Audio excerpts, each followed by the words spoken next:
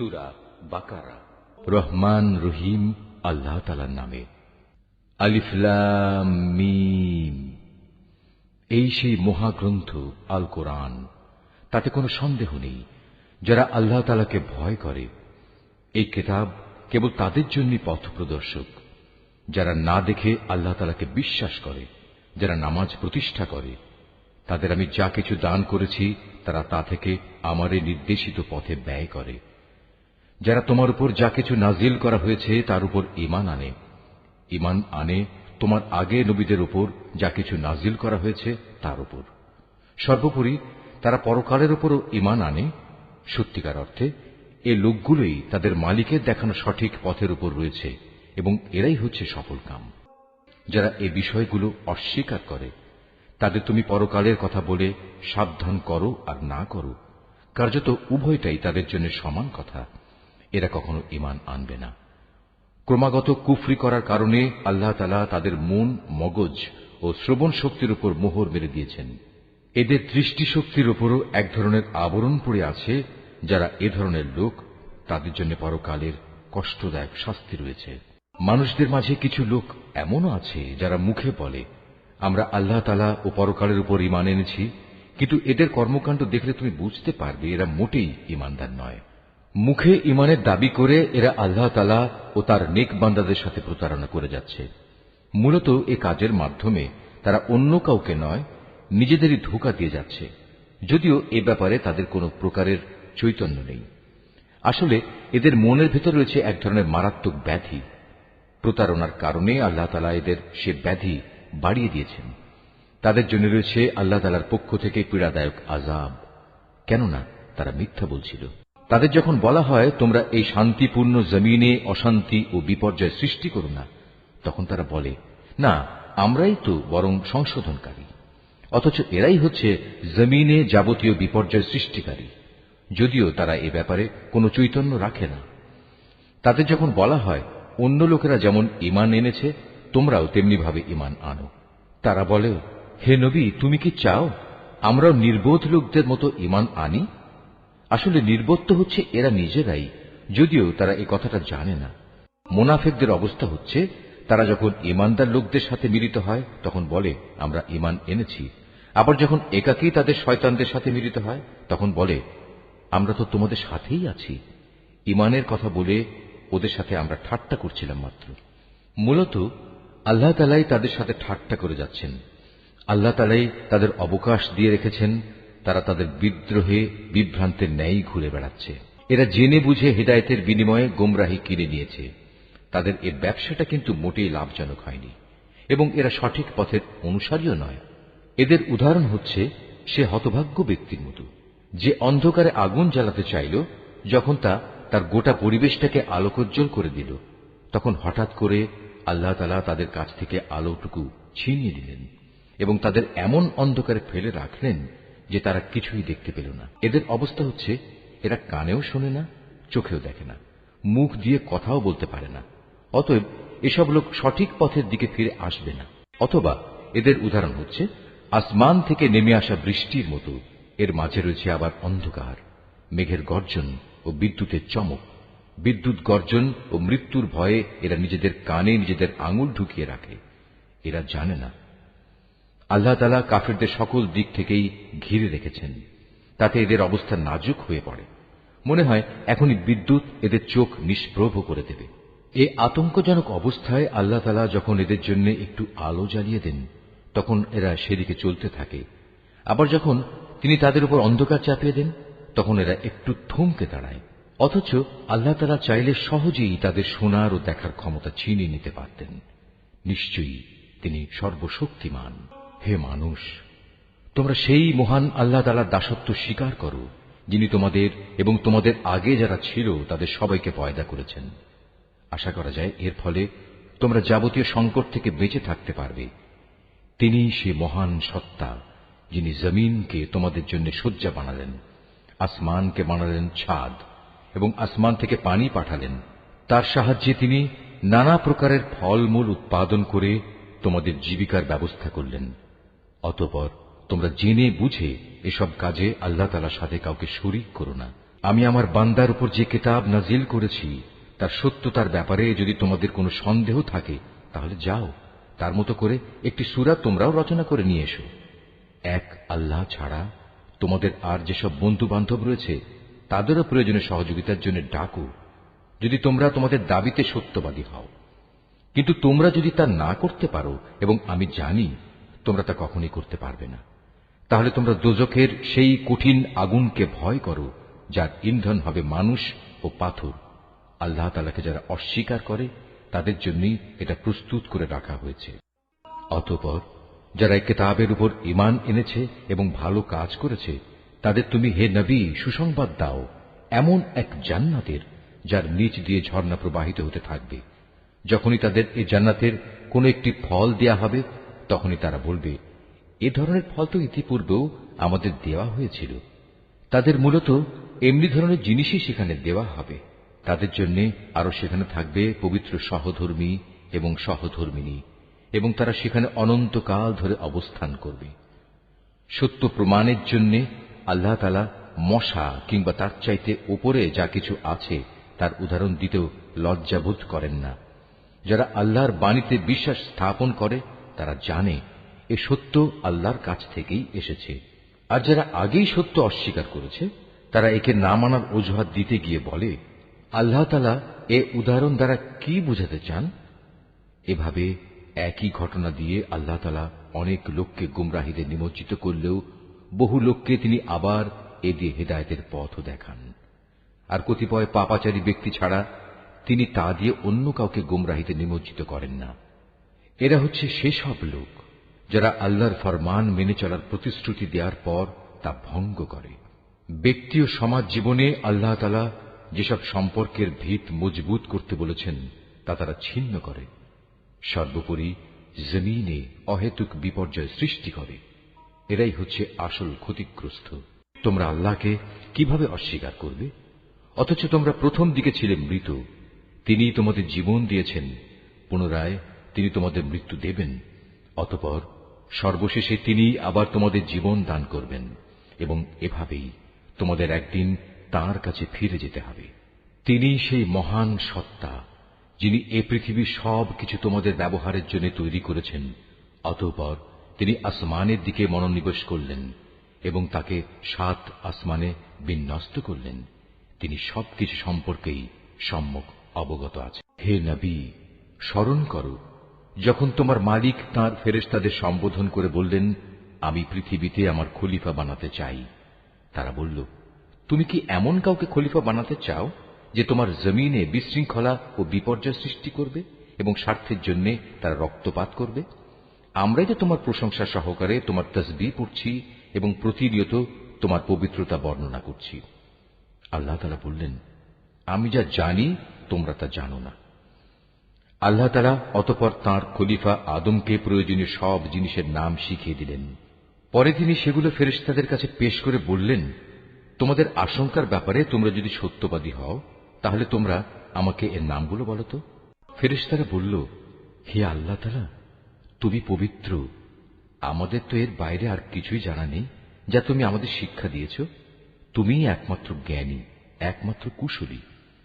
আল্লাহ তাআলা এবার আদমকে বললেন, তুমি ফেরেশতাদের সে নামগুলো বলে দাও। অতএব আদম আল্লাহর নির্দেশে ফেরেশতাদের সামনে নামগুলো যখন সুন্দরভাবে বলে দিল, তখন আল্লাহ তাআলা বললেন, আমি কি তোমাদের বলিনি যে আমি আসমান সমূহ ও জমিনের যাবতীয় গোপন বস্তু জানি, এবং তোমরা যা কিছু প্রকাশ করো আর যা কিছু গোপন করো আমি তাও ভালোভাবে জানি। আল্লাহ তাআলা যখন ফেরেশতাদের বললেন, তোমরা সম্মানের প্রতীক হিসেবে আদমের জন্য সাজদা করো, অতঃপর তারা আল্লাহর আদেশে আদমের সামনে সাজদা অবনত হল, শুধু ইবলিস ছাড়া। সে সাজদা করতে অস্বীকার করল এবং অহংকার করল। অতঃপর সে নাফরমানদের দলে শামিল হয়ে গেল। আমি বললাম, হে আদম, তুমি এবং তোমার স্ত্রী পরম সুখে এই বেহেশতে বসবাস করতে থাকো, এবং এর নিয়ামত থেকে যা তোমাদের মন চায় তাই তোমরা স্বাচ্ছন্দ্যের সাথে আহার করো। তবে এই গাছটির পাশেও যেও না, অন্যথায় তোমরা দুজনই সীমা লঙ্ঘনকারীদের মধ্যে শামিল হয়ে যাবে। কিন্তু শয়তান শেষ পর্যন্ত সেখান থেকে তাদের উভয়ের পদস্খলন ঘটাল। তারা উভয়ে বেহেশতে যেখানে ছিল সেখান থেকে সে তাদের বের করেই ছাড়ল।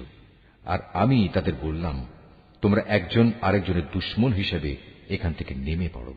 তোমাদের পরবর্তী বাসস্থান হবে পৃথিবী। সেখানে একটি নির্দিষ্ট সময় পর্যন্ত তোমাদের জন্য জীবনের যাবতীয় উপকরণ থাকবে। অতঃপর আদম তার মালিকের কাছ থেকে হেদায়েত সম্বলিত কিছু বাণী পেল। আল্লাহ তাআলা তার উপর ক্ষমা পরবশ হলেন। অবশ্যই তিনি বড় মেহেরবান ও ক্ষমাশীল। আমি তাদের বললাম, তোমরা সবাই এবার এখান থেকে নেমে যাও। তবে যেখানে যাবে অবশ্যই সেখানে আমার পক্ষ থেকে তোমাদের কাছে জীবন বিধান সম্পর্কিত হেদায়েত আসবে। অতঃপর যে আমার সেই বিধান মেনে চলবে তার কোনো ভয় নেই, তাদের কোনো প্রকার উৎকণ্ঠিত হতে হবে না। আর যারা আমার বিধান অস্বীকার করবে এবং আমার আয়াতসমূহ মিথ্যা প্রতিপন্ন করে লাগামহীন জীবন যাপন করবে, তারা অবশ্যই জাহান্নামের বাসিন্দা হবে। তারা সেখানে চিরদিন থাকবে। হে বনী ইসরাইল জাতি, তোমাদের উপর আমি যেসব নিয়ামত দিয়েছি তোমরা সেগুলো স্মরণ করো। আমার আনুগত্যের প্রতিশ্রুতি তোমরা পূর্ণ করো। আমিও এর বিনিময়ে তোমাদের দুনিয়া ও আখিরাতের পুরস্কারের প্রতিশ্রুতি পূর্ণ করব এবং তোমরা একমাত্র আমাকেই ভয় করো। আমি মুহাম্মাদের কাছে যা কোরআন নাজিল করেছি তোমরা এর উপর ঈমান আনো। যা তোমাদের কাছে যা কিছু আছে তার সত্যায়নকারী। তোমরা কিছুতেই এর প্রথম অস্বীকারী হইও না এবং বৈষয়িক স্বার্থে সামান্য মূল্যে আমার আয়াত বিক্রি করো না এবং তোমরা শুধু আমাকেই ভয় করো। তোমরা মিথ্যা দিয়ে সত্যকে পোশাক পরিয়ে দিও না এবং সত্যকে জেনে বুঝে লুকিয়েও রেখো না। তোমরা নামাজ প্রতিষ্ঠা করো, যাকাত আদায় করো। যারা আমার সামনে অবনত হয় তাদের সাথে মিলে তোমরাও আমার আনুগত্য স্বীকার করো। তোমরা কি মানুষদের ভালো কাজের আদেশ করো এবং নিজেদের জীবনে তা বাস্তবায়নের কথা ভুলে যাও? অথচ তোমরা সবাই আল্লাহর কেতাব পড়ো, কিন্তু কেতাবের এ কথা তোমরা কি বোঝো না? হে ঈমানদার ব্যক্তিরা, তোমরা সবর ও নামাজের মাধ্যমে আল্লাহর কাছে সাহায্য চাও। যাবতীয় হক আদায় করে নামাজ প্রতিষ্ঠা করা অবশ্যই একটা কঠিন কাজ, কিন্তু যারা আল্লাহকে ভয় করে তাদের কথা আলাদা। যারা জানে একদিন তাদের সবাইকে তাদের মালিকের সামনাসামনি হতে হবে এবং তাদের সবাইকে তাঁর কাছে ফিরে যেতে হবে, তার জন্য এটা কঠিন কিছু নয়। হে বনী ইসরাইল জাতি, তোমরা আমার সেই নিয়ামতের কথা স্মরণ করো যা আমি তোমাদের দান করেছি। আমার সেই নিয়ামতের মধ্যে একটি ছিল আমি তোমাদের সৃষ্টিকুলের উপর প্রাধান্য দিয়েছিলাম। হে ঈমানদার ব্যক্তিরা, তোমরা সেই দিনটিকে ভয় করো যেদিন একজন আরেকজনের কোনোই কাজে আসবে না। একজনের কাছ থেকে আরেকজনের পক্ষে কোনো সুপারিশও সেদিন গ্রহণ করা হবে না এবং কারো কাছ থেকে মুক্তিপণ নেয়া কিংবা তা নিয়ে কাউকে ছেড়ে দেয়া হবে না, না তাদের সেদিন কোন রকম সাহায্য করা হবে। স্মরণ করো যখন আমি তোমাদের ফেরাউনের লোকদের গোলামি থেকে মুক্তি দিয়েছিলাম। তারা তোমাদের উপর ভীষণ অত্যাচার করত। তারা নিকৃষ্ট ধরনের শাস্তি দ্বারা তোমাদের যন্ত্রণা দিত। তারা তোমাদের পুত্র সন্তানদের হত্যা করত এবং তোমাদের মেয়েদের তারা জীবিত রেখে দিত। তোমাদের মালিকের পক্ষ থেকে এতে তোমাদের জন্য বড় একটা পরীক্ষা নিহিত ছিল। আরো স্মরণ করো যখন আমি তোমাদের জন্য সমুদ্রকে দ্বিধা বিভক্ত করে দিয়েছিলাম। অতঃপর আমি তোমাদের সমূহ মৃত্যুর হাত থেকে বাঁচিয়ে দিয়েছিলাম এবং আমি ফেরাউন ও তার দলবলকে সমুদ্রে ডুবিয়ে দিয়েছিলাম, আর তোমরা তা তো নিজেরাই প্রত্যক্ষ করেছিলে। আরো স্মরণ করো যখন মূসাকে আমি বিশেষ একটি কাজে 40 রাত নির্ধারণ করে দিলাম। তার যাওয়ার পর তোমরা একটি বাছুরকে মাবুদ রূপে গ্রহণ করে নিলে। তোমরা এতে করে ভীষণ জুলুম করেছিলে। অতঃপর এ অপরাধ সত্ত্বেও আমি পুনরায় তোমাদের ক্ষমা করে দিয়েছি এ আশায় যে তোমরা আমার কৃতজ্ঞতা আদায় করবে। সে কথাও স্মরণ করো যখন আমি মূসাকে কেতাব ও ন্যায় অন্যায়ের পরককারী একটি মানদণ্ড দান করেছি, যাতে করে তোমরা হেদায়েতের পথে চলতে পারো।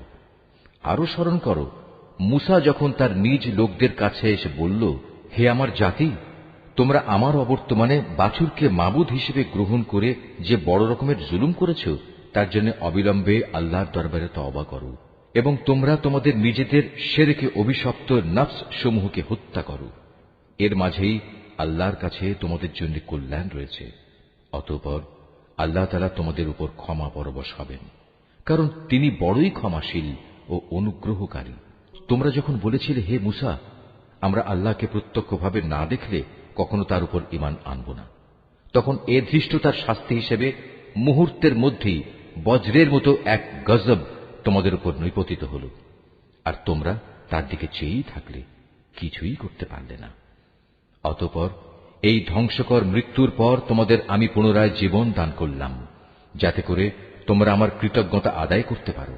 আমি তোমাদের উপর মেঘের ছায়া দান করেছিলাম, মান এবং সালওয়া নামক খাবারও তোমাদের জন্য পাঠিয়েছিলাম। আমি তোমাদের বলেছিলাম, সেসব পবিত্র খাবার খাও যা আমি তোমাদের দিয়েছি, তা তোমরা উপভোগ করো। নিয়ামত অবজ্ঞা করে তারা আমার উপর কোনো অবিচার করেনি, বরং এর দ্বারা তারা নিজেরাই নিজেদের উপর জুলুম করেছে। স্মরণ করো, আমি যখন তোমাদের বলেছিলাম তোমরা এই জনপদে ঢুকে পড়ো এবং তোমরা তার যেখান থেকেই ইচ্ছা স্বাচ্ছন্দ্যে আহার করো। দম্ভ সহকারে প্রবেশ না করে মাথা নত করে ঢুকো। তোমরা ক্ষমার কথা বলবে, আমিও তোমাদের ভুল ত্রুটিসমূহ ক্ষমা করে দেব, এবং যারা ভালো কাজ করে আমি এভাবেই তাদের পাওনার অঙ্ক বাড়িয়ে দেই। সুস্পষ্ট হেদায়েত সত্ত্বেও অতঃপর জালিমরা এমন কিছু ব্যাপার রদবদল করে ফেলল যা না করার জন্যই তাদের বলা হয়েছিল। আমিও এরপর যারা জুলুম করল তাদের উপর আসমান থেকে গজব নাজিল করলাম। মূলত এটা ছিল তাদের গুনার ফল। যখন মুসা আমার কাছে তার জাতির লোকদের জন্য পানি চাইল, আমি তাকে বললাম, তোমার হাতের লাঠি দিয়ে তুমি এই পাথরে আঘাত করো। আঘাত করা মাত্রই সে পাথর থেকে 12টি পানির নহর উৎপন্ন হয়ে গেল। প্রত্যেক গোত্রই নিজ নিজ পানির ঘাট চিনে নিল। আমি বললাম, আল্লাহর দেয়া রিজিক থেকে তোমরা পানাহার করো, তবে আমার জমিনে বিপর্যয় সৃষ্টি করে বেরিও না। স্মরণ করো, তোমরা যখন মুসাকে বলেছিলে, হে মুসা, প্রতিদিন একই ধরনের খাবারের উপর আমরা কিছুতেই আর ধৈর্য ধরতে পারব না। তুমি তোমার মালিকের কাছে বলো যেন তিনি কিছু ভূমিজাত দ্রব্য, তরিতরকারি, পেঁয়াজ, রসুন, ভুট্টা, ডাল উৎপাদন করেন। সে বলল, তোমরা কি আল্লাহর পাঠানো এই উৎকৃষ্ট জিনিসের সাথে একটি তুচ্ছ ধরনের জিনিসকে বদলে নিতে চাও? যদি তাই হয়, তাহলে তোমরা অন্য কোন শহরে সরে পড়ো, যেখানে তোমাদের এসব জিনিস যা তোমরা চাইবে তা অবশ্যই পাওয়া যাবে। আল্লাহ তাআলার আদেশ অমান্য করার ফলে শেষ পর্যন্ত অপমান ও দারিদ্র্য তাদের উপর ছেয়ে গেল। আল্লাহর গজব দ্বারা তারা আক্রান্ত হয়ে গেল। এটা এ কারণে যে এরা ক্রমাগত আল্লাহর আয়াতকে অস্বীকার করতে থাকল এবং আল্লাহর নবীদের অন্যায়ভাবে হত্যা করতে থাকল। আর এসব কিছু এজন্যই ছিল যে তারা আল্লাহর সাথে নাফরমানি ও সীমা লঙ্ঘন করছিল। যারা ঈমান আনে, তারা খ্রিস্টান হোক, ইহুদি হোক কিংবা সাবি হোক, তারাই হবে মুসলমান। এদের যে কেউ আল্লাহর উপর ঈমান আনবে পরকালের উপর এবং যথার্থ ভালো কাজ করবে, তাদের জন্য তাদের মালিকের কাছে পুরস্কার রয়েছে, এবং এসব লোকের যেমন কোনো ভয় নেই, তেমনি তারা চিন্তিত হবে না। স্মরণ করো, যখন আমি তোমাদের কাছ থেকে প্রতিশ্রুতি নিয়েছিলাম যে তোমরা তাওরাত মেনে চলবে, এবং তুর পাহাড়কে আমি তোমাদের উপর তুলে ধরে বলেছিলাম যে কিতাব তোমাদের আমি দান করেছি তা শক্তভাবে আঁকড়ে ধরো, এবং তাতে যা কিছু আছে তা স্মরণ রেখো। এই উপায়ে তোমরা হয়তো শয়তান থেকে নিজেদের বাঁচাতে পারবে। অতঃপর তোমরা এ ওয়াদা থেকে ফিরে গেলে, কিন্তু তা সত্ত্বেও আমার অনুদান ও রহমত যদি তোমাদের উপর না থাকত, তাহলে তোমরা অবশ্যই ধ্বংস হয়ে যেতে। তোমরা তো ভালো করেই তাদের জানো যারা তোমাদের মধ্যে শনিবারে আল্লাহর আদেশ লঙ্ঘন করেছে। অতঃপর আমি তাদের শুধু এটুকুই বলেছি, যাও, এবার তোমরা সবাই অপমানিত বানরে পরিণত হয়ে যাও। এই ঘটনাকে আমি সেসব মানুষদের যারা তখন সেখানে মজুদ ছিল, আরো যারা পরে আসবে, তাদের সবার জন্য একটি দৃষ্টান্তমূলক ঘটনা বানিয়ে দিয়েছি। যারা আল্লাহকে ভয় করে এমন লোকদের জন্যও এই ঘটনা ছিল একটি উপদেশ। আরো স্মরণ করো, যখন মুসা তার জাতিকে বলল, অবশ্যই আল্লাহ তাআলা তাঁর নামে তোমাদের একটি গাভী জবাই করার আদেশ দিচ্ছেন, তারা একথা শুনে বলল, হে মুসা, তুমি কি আমাদের সাথে তামাশা করছো? সে বলল, আমি তামাশা করে জাহেলদের দলে শামিল হওয়া থেকে আল্লাহ তাআলার কাছে পানা চাই। তারা মুসাকে বলল, তুমি তোমার মালিককে বলো আমাদের তিনি যেন সুস্পষ্ট বলে দেন তা কেমন হবে। সে বলল, অবশ্যই তা হবে এমন যা বৃদ্ধ হবে না, আবার একেবারে বাচ্চাও হবে না, বরং তা হবে এর মাঝামাঝি বয়সের, এখন যা কিছু তোমাদের নির্দেশ দেওয়া হচ্ছে তাই করো। তারা মূসাকে বলল, তুমি তোমার মালিককে জিজ্ঞেস করে নাও, তিনি আমাদের যেন বলে দেন তার রং কেমন হবে। সে বলল, তা হবে হলুদ রঙের। তার রং এত আকর্ষণীয় হবে যে যারা তাকাবে তা তাদেরই পরিতৃপ্ত করবে। তারা বলল, হে মূসা, তুমি তোমার মালিককে আবার জিজ্ঞেস করে নাও, আসলে তা কি ধরনের হবে। আমরা তো সঠিক গাভী বাছাই করতে পারছি না, কারণ আমাদের কাছে তো সব গাভী দেখতে একই ধরনের মনে হয়। আল্লাহ তাআলা চাইলে এবার অবশ্যই আমরা সঠিক পথে চলতে পারব। সে বলল, তাহলে শোনো, আল্লাহর ঈপ্সিত সে গাভী হবে এমন যে সেটি কোনো চাষাবাদের কাজ করে না, জমিনে পানি সেচের কাজও করে না, অর্থাৎ তা হবে সম্পূর্ণ নিখুঁত ও ত্রুটিমুক্ত। একথা শুনিয়ে তারা বলল, এতক্ষণে তুমি আমাদের সামনে সত্য ঘটনা নিয়ে এসেছ। অতঃপর তারা এ ধরনের একটি গাভী জবাই করল, যদিও ইতিপূর্বে মনে হয়নি যে তারা এই কাজটি আদৌ করতে চায়। স্মরণ করো, যখন তোমরা একজন লোককে হত্যা করেছিলে, অতঃপর সে ব্যাপারে তোমরা একে অপরের উপর হত্যার অভিযোগ আরোপ করতে শুরু করলে, অথচ আল্লাহ তাআলা সেই বিষয়ই মানুষের সামনে বের করে আনতে চাইলেন যা তোমরা লুকোবার চেষ্টা করেছিলে। হত্যাকারীকে খুঁজে বের করার জন্য আমি তোমাদের বললাম, কোরবানি করা সেই গাভীর শরীরের একাংশ দিয়ে তোমরা একে মৃদু আঘাত করো। এভাবেই আল্লাহ তাআলা মৃত ব্যক্তিকে জীবন দান করবেন এবং এ ধরনের অলৌকিক ঘটনা দ্বারা তিনি তোমাদের কাছে তার জ্ঞানের নিদর্শনসমূহ তুলে ধরেন। আশা করা যায় তোমরা এর মাধ্যমে সত্য অনুধাবন করবে। কিন্তু এত বড় একটি নিদর্শন সত্ত্বেও অতঃপর তোমাদের মন কঠিন হয়ে গেল, এমন কঠিন যেন তা শক্ত পাথর, বরং মাঝে মাঝে মনে হয় পাথরের চেয়েও বুঝি তার বেশি কঠিন। কেননা কিছু পাথর এমন আছে যা থেকে মাঝে মাঝে ঝর্ণাধারা নির্গত হয়, আবার কোনো কোনো সময় তা বিদীর্ণ হয়ে ফেটেও যায় এবং তা থেকে পানির ফোয়ারাও বেরিয়ে আসে। অবশ্য এর মধ্যে থেকে এমন কিছু পাথর আছে যা আল্লাহর ভয়ে ধসে পড়ে। আল্লাহ তাআলা তোমাদের কার্যকলাপ সম্পর্কে মোটেই গাফেল নন। হে ঈমানদার লোকেরা, এরপরেও তোমরা কি এই আশা পোষণ করো যে এরা তোমাদের সাথে তোমাদের দ্বীনের জন্য ঈমান আনবে? অথচ এদের একাংশ যুগ যুগ ধরে আল্লাহর কিতাব শুনে আসছে, অতঃপর তারা তাকে বিকৃত করছে, অথচ এরা ভালো করেই তা জানে। এদের অবস্থা হচ্ছে, এরা যখন ঈমানদারদের সাথে সাক্ষাৎ করে তখন বলে, আমরা ঈমান এনেছি, কিন্তু এরাই আবার যখন গোপনে একে অপরের সাথে মিলিত হয় তখন বলে, তোমরা কি মুসলমানদের কাছে সেসব কথা প্রকাশ করে দাও যা আল্লাহ তাআলা মুহাম্মদের নবুয়ত সম্পর্কে আগেই তাওরাতে তোমাদের উপর ব্যক্ত করেছেন। খবরদার, তোমরা এমনটি কখনো করো না, তাহলে তারা একদিন তোমাদের মালিকের সামনে এটা দিয়েই তোমাদের বিরুদ্ধে সাক্ষ্য উত্থাপন করবে। তোমরা কি এটুকু কথাও বুঝতে পারো না? এরা কি জানে না আল্লাহর কিতাবে যা কিছু এরা গোপন করে, আবার নিজেদের স্বার্থে তারা যা প্রকাশ করে তা সবই আল্লাহ তাআলা জানেন। এদের আরেকটি দল যারা একান্ত অশিক্ষিত, নিরক্ষর, এরা আল্লাহর কিতাব সম্পর্কে কিছুই জানে না। আল্লাহর কিতাব যেন এদের কাছে একটি নিছক ধ্যান ধারণা সর্বস্ব পুস্তক মাত্র। এরা শুধু অমূলক ধারণাই করে থাকে। সেসব লোকের জন্য ধ্বংস অনিবার্য যারা হাত দিয়ে কিতাব লিখে নেয়, তারপর দুনিয়ার সামনে বলে এগুলো হচ্ছে আল্লাহ তাআলার পক্ষ থেকে অবতীর্ণ শরীয়তের বিধান। তাদের উদ্দেশ্য হচ্ছে যেন তা দিয়ে দুনিয়ার কিছু স্বার্থ তারা কিনে নিতে পারে।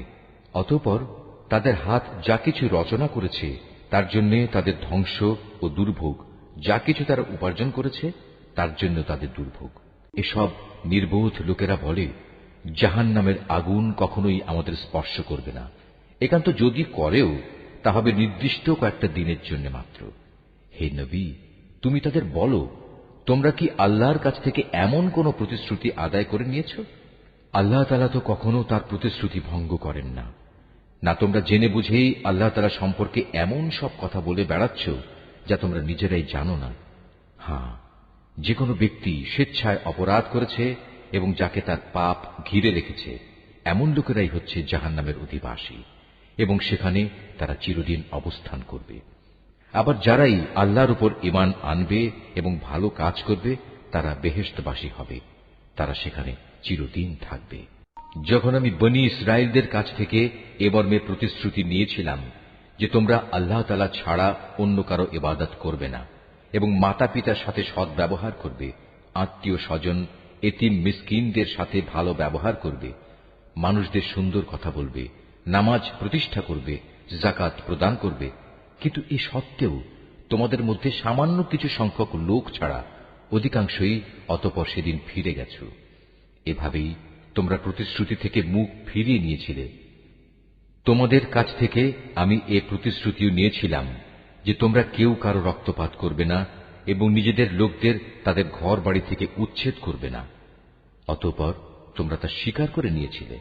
তোমরা তো নিজেরাই এ সাক্ষ্য দিচ্ছ। তারপর এই তো হচ্ছে, তোমরা একে অপরকে তোমরা হত্যা করতে লাগলে। তোমাদের এক দলকে তোমরা তাদের ভিটে মাটি থেকে বিতাড়িত করে দিতে লাগলে। অন্যায় এবং জুলুম দ্বারা জালেমদের তোমরা তাদের উপর পৃষ্ঠপোষকতা করতে থাকলে। শুধু তাই নয়, কোন লোক যুদ্ধবন্দী হয়ে তোমাদের কাছে এলে তোমরা তাদের জন্য মুক্তিপণ দাবি করো, অথচ তাদের ঘরবাড়ি থেকে উচ্ছেদ করাটাই ছিল তোমাদের উপর অবৈধ কাজ এবং আল্লাহ তাআলাকে দেয়া প্রতিশ্রুতির লঙ্ঘন। তোমরা কি তাহলে আল্লাহর কিতাবের একাংশ বিশ্বাস করো এবং আরেক অংশ অবিশ্বাস করো? সাবধান, কখনো যদি কোনো জাতি কিংবা ব্যক্তি দ্বীনের অংশ বিশেষের উপর ঈমান আনয়নের এ আচরণ করে, তাদের শাস্তি এছাড়া আর কি হবে?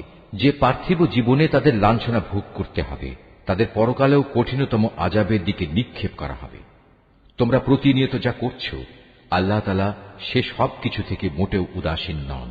বস্তুত এই লোকেরা আখিরাতের স্থায়ী জীবনের বিনিময়ে দুনিয়ার অস্থায়ী জীবন খরিদ করে নিয়েছে। এরা যেহেতু আযাব বিশ্বাসই করেনি, তাই আল্লাহ তাআলার পক্ষ থেকে তাদের আযাব কিঞ্চিত পরিমাণও হালকা করা হবে না, আর না তাদের কোনো দিক থেকে কোন রকম সাহায্য করা হবে। আমি মূসাকে কিতাব দিয়েছি, তারপর একে একে আমি আরো অনেক নবী পাঠিয়েছি এবং বাপ ছাড়া সন্তান পয়দা হওয়ার মতো সুস্পষ্ট নিদর্শন দিয়ে আমি মরিয়ম পুত্র ঈসাকে পাঠিয়েছি এবং আমার পাঠানো বাণী ও পবিত্র আত্মার মাধ্যমে তাকে আমি সাহায্য করেছি। অথচ যখনই তোমাদের কাছে আল্লাহর কোন নবী আসত, তোমাদের মনোপুত না হলে তোমরা অহংকারের বশবর্তী হয়ে তাদের অস্বীকার করেছ। তাদের কাউকে তোমরা মিথ্যাবাদী বলেছ, আবার তাদের একদলকে তোমরা হত্যাও করেছ। তারা বলে, হিদায়াতের জন্য আমাদের মন ও তার দরজা বন্ধ হয়ে আছে। আসলে আল্লাহ তাআলাকে তাদের ক্রমাগত অস্বীকার করার কারণে তিনি তাদের উপর অভিসম্পাত করেছেন। অতঃপর তাদের সামান্য পরিমাণ লোকই আল্লাহর উপর ঈমান এনেছে। যখনই তাদের কাছে আল্লাহর কাছ থেকে কিতাব নাজিল হল, যা তাদের কাছে মজুদ কিতাবের সত্যতা স্বীকার করে, তাছাড়া এর আগে তারা নিজেরাই সমাজের অন্যান্য কাফেরদের উপর বিজয়ী হওয়ার জন্য এই কিতাব ও তার বাহকের আগমন কামনা করেছিল। কিন্তু আজ যখন তা তাদের কাছে এলো এবং যা তারা যথাযথ চিনতেও পারল, তাই তারা অস্বীকার করল। যারা আল্লাহর কিতাব অস্বীকার করে, তাদের উপর আল্লাহর অভিসম্পাত নাজিল হোক। কত নিকৃষ্ট বস্তু সেটি, যার বিনিময়ে তারা তাদের নিজেদের মন প্রাণ বিক্রয় করে দিয়েছে। শুধু গোঁড়ামির বশবর্তী হয়েই তারা আল্লাহর নাজিল করা বিধান অস্বীকার করেছে, শুধু এ কারণে যে আল্লাহ তাআলা তার বান্দাদের মধ্যে থেকে যাকে চান তাকে নবুয়ত দিয়ে অনুগ্রহ করেন। তাদের এ কুফরির ফলে তারা ক্রোধের উপর ক্রোধে আক্রান্ত হল। আর কাফেরদের জন্য তো এমনই অপমানজনক শাস্তি রয়েছে, যখন তাদের বলা হয়, আল্লাহ তাআলা যা কিছু নাজিল করেছেন তার উপর ঈমান আনো। তারা বলে, আমরা তো শুধু সেসব কিছুর উপর ঈমান আনি যা আমাদের বনী ইসরাইল জাতির উপর নাজিল করা হয়েছে। এর বাইরে যা তারা অস্বীকার করে, অথচ তা একান্ত সত্য, তা তাদের কাছে নাজিল করা আল্লাহর কথাগুলোকেও সত্য বলে স্বীকার করে। হে নবী, তুমি বলো, তোমরা যদি বিশ্বাসী হও, তাহলে আল্লাহর নবীদের ইতিপূর্বে তোমরা কেন হত্যা করেছিলে? তোমাদের কাছে তো একসময় সুস্পষ্ট নিদর্শন সহকারে মূসাও নবী হয়ে এসেছিল, অথচ তার সামান্য কয়েকদিনের অনুপস্থিতির পরেই তোমরা একটি বাছুরকে মাবুদ হিসেবে গ্রহণ করে নিলে। কত বড় জালেম ছিলে তোমরা! আরো স্মরণ করো, যখন আমি তোমাদের কাছ থেকে একটি প্রতিশ্রুতি আদায় করেছিলাম, তোমাদের মাথার উপর তুর পাহাড় তুলে ধরে আমি বলেছিলাম, যা কিছু বিধি বিধান আমি তোমাদের দিয়েছি তা শক্ত করে আঁকড়ে ধরো এবং আমার কথাগুলো শুনো। এর জবাবে তারা মুখে তো বলল, হ্যাঁ, আমরা তোমার কথা শুনেছি, কিন্তু বাস্তব জীবনে তা অস্বীকার করে বলল, আমরা তা অমান্য করলাম। আসলে আল্লাহ তাআলাকে তাদের অস্বীকার করার কারণে সেই বাছুরকে মাবুদ বানানোর নেশা তখনও তাদের মনকে আকৃষ্ট করে রেখেছিল। তুমি তাদের বলো, যদি তোমরা সত্যি মোমেন হও তাহলে বলতে পারো, এটা কত খারাপ ঈমান যা একজন ব্যক্তিকে এ ধরনের কাজের আদেশ দেয়। যদি তোমরা মনে করো অন্যদের বদলে পরকালের নিবাস আল্লাহর কাছে শুধু তোমাদের জন্য নির্দিষ্ট, তাহলে যাও, তা পাওয়ার জন্য তোমরা মৃত্যু কামনা করো, যদি তোমরা সত্যবাদী হও। হে নবী, তুমি জেনে রাখো, এরা কখনোই কামনা করবে না আল্লাহর সাথে যে আচরণ এরা করেছে, এবং নিজেদের হাত দিয়ে এরা যা কিছু অর্জন করেছে তার পরিণাম জানার পর এরা কখনো তা কামনা করবে না। আল্লাহ তাআলা জালেমদের ভালো করে জানেন। সত্যি কথা হচ্ছে, এদেরকেই বরং তুমি দেখতে পাবে বেঁচে থাকার ব্যাপারে এরা বেশি লোভী। আল্লাহ তাআলার সাথে যারা শিরক করে, এ বনী ইসরায়েলের লোকেরা তাদের চেয়েও এক কদম অগ্রসর। এদের প্রত্যেক ব্যক্তি 1000 বছর জীবিত থাকতে চায়, কিন্তু যত দীর্ঘ জীবনী এদের দেয়া হোক না কেন, তা কখনো এদের তার অবশ্যম্ভাবী আযাব থেকে বাঁচাতে পারবে না। আল্লাহ তাআলা এদের যাবতীয় কাজকর্ম পুঙ্খানুপুঙ্খ পর্যবেক্ষণ করেন। হে নবী, তুমি বলো, কে সে ব্যক্তি যে জিব্রাইলের শত্রু হতে পারে, অথচ সে তো আল্লাহর আদেশে আল্লাহর বাণীসমূহ তোমার অন্তঃকরণে নাজিল করে দেয়, তাও এমন এক বাণী যা তাদের কাছে মজুদ বিষয়সমূহের সত্যতা স্বীকার করে। সর্বোপরি এ হচ্ছে মোমেনদের জন্য সুসংবাদবাহী গ্রন্থ। যারা আল্লাহর শত্রু তার বাণীবাহক ফেরেশতার ও নবী রসুলের শত্রু জিব্রাইলের ও মিকাইলের, তারা একদিন এ কথাটা বুঝতে পারবে। স্বয়ং আল্লাহ তাআলাই হচ্ছেন কাফেরদের বড় শত্রু। অবশ্যই আমি তোমার কাছে সুস্পষ্ট নিদর্শন পাঠিয়েছি, পাপী ব্যক্তিরা ছাড়া এই সব কিছু কেউই অস্বীকার করতে পারে না। কিংবা যখনই তারা আল্লাহর সাথে কোনো ওয়াদা করেছে তখনই তাদের এক দল তা ভঙ্গ করেছে। আসলে তাদের অধিকাংশই ঈমানদার ছিল না। যখনই তাদের কাছে আল্লাহর পক্ষ থেকে কোনো নবী আসে এবং যে তাদের কাছে আগের কিতাবে যেসব কথা মজুদ রয়েছে তার সত্যতা স্বীকার করে, তখনই সেই আগের কিতাবের ধারকদের একটি দল পূর্ববর্তী কিতাবের কথাগুলো এমনভাবে তাদের পেছনের দিকে ফেলে দিল যেন তারা এ ব্যাপারে কিছুই জানে না। আল্লাহর প্রতি অবজ্ঞা প্রদর্শন করেই এরা ক্ষান্ত হয়নি। জাদু মন্ত্রের এমন কিছু জিনিসও এরা অনুসরণ করতে শুরু করল যা শয়তান কর্তৃক সুলাইমান নবীর রাজত্বের সময়ে সমাজে চালু করা হয়েছিল। সত্য কথা হচ্ছে, সুলাইমান কখনো জাদুকে আল্লাহ বিরোধী কাজে ব্যবহার করে আল্লাহকে অস্বীকার করেনি। আল্লাহকে তো অস্বীকার করেছে সেসব অভিশপ্ত শয়তান যারা মানুষকে জাদুমন্ত্র শিক্ষা দিয়েছে। জাদু পাগল মানুষদের পরীক্ষার উদ্দেশ্যে আল্লাহ তাআলা হারুত মারুত নামে যে দুজন ফেরেশতাকে ব্যাবিলনে পাঠিয়েছেন, আল্লাহর সেই দুজন ফেরেশতা কাউকে যখনই এ বিষয়ের শিক্ষা দিত, প্রথমেই তারা এ কথাটা তাদের বলে দিত, আমরা তো হচ্ছি আল্লাহর পরীক্ষা মাত্র। অতএব কোনো অবস্থায় তুমি এ বিদ্যা দিয়ে আল্লাহ তাআলাকে অস্বীকার করো না। এই সত্ত্বেও তারা তাদের কাছ থেকে এমন কিছু বিদ্যা শিখে নিয়েছিল যা দিয়ে এরা স্বামী স্ত্রীর মাঝে বিচ্ছেদের সৃষ্টি করত। যদিও আল্লাহর ইচ্ছা ছাড়া কোনো দিনই কেউ কারো সামান্যতম ক্ষতিও সাধন করতে পারবে না। তারা মূলত এমন কিছু শেখে যা তাদের কোনো উপকার যেমন করতে পারে না, তেমনি তা তাদের কোনো ক্ষতিও করতে পারে না। তারা যদি জানত শ্রম ও অর্থ দিয়ে যা তারা কিনে নিয়েছে পরকালে তার কোনো মূল্য নেই, তারা নিজেদের জীবনের পরিবর্তে যা ক্রয় করে নিয়েছে তা সত্যি নিকৃষ্ট। কত ভালো হতো যদি তারা কথাটা জানত। তারা যদি আল্লাহর উপর ঈমান আনত এবং তাঁকেই ভয় করত, তাহলে আল্লাহর পক্ষ থেকে তারা উৎকৃষ্টতম পুরস্কার পেত। কত ভালো হতো যদি তারা এটা অনুধাবন করত। হে ঈমানদার ব্যক্তিরা, ধৃষ্টতার সাথে কখনো বলো না, হে নবী, তুমি আমাদের কথা শোনো। বরং তার দৃষ্টি আকর্ষণ করার জন্য বলো, হে নবী, আমাদের দিকে লক্ষ্য করো এবং তোমরা সর্বদা তার কথা শুনবে, মনে রাখবে। যারা তার কথা অমান্য করে তাদের জন্য অত্যন্ত বেদনাদায়ক শাস্তি রয়েছে।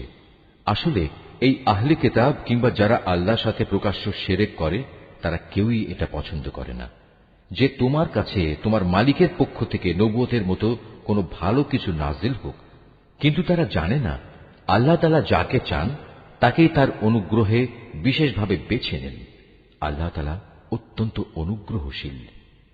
আমি যখন কোনো আয়াত বাতিল করে দেই বা বিশেষ কারণে মানুষদের তা ভুলিয়ে দিতে চাই, তখন তার জায়গায় তার চেয়ে উৎকৃষ্ট কিংবা তারই মতো কোনো আয়াত এনে হাজির করি। তুমি কি জানো না আল্লাহ তাআলা সবকিছুর উপর ক্ষমতাবান?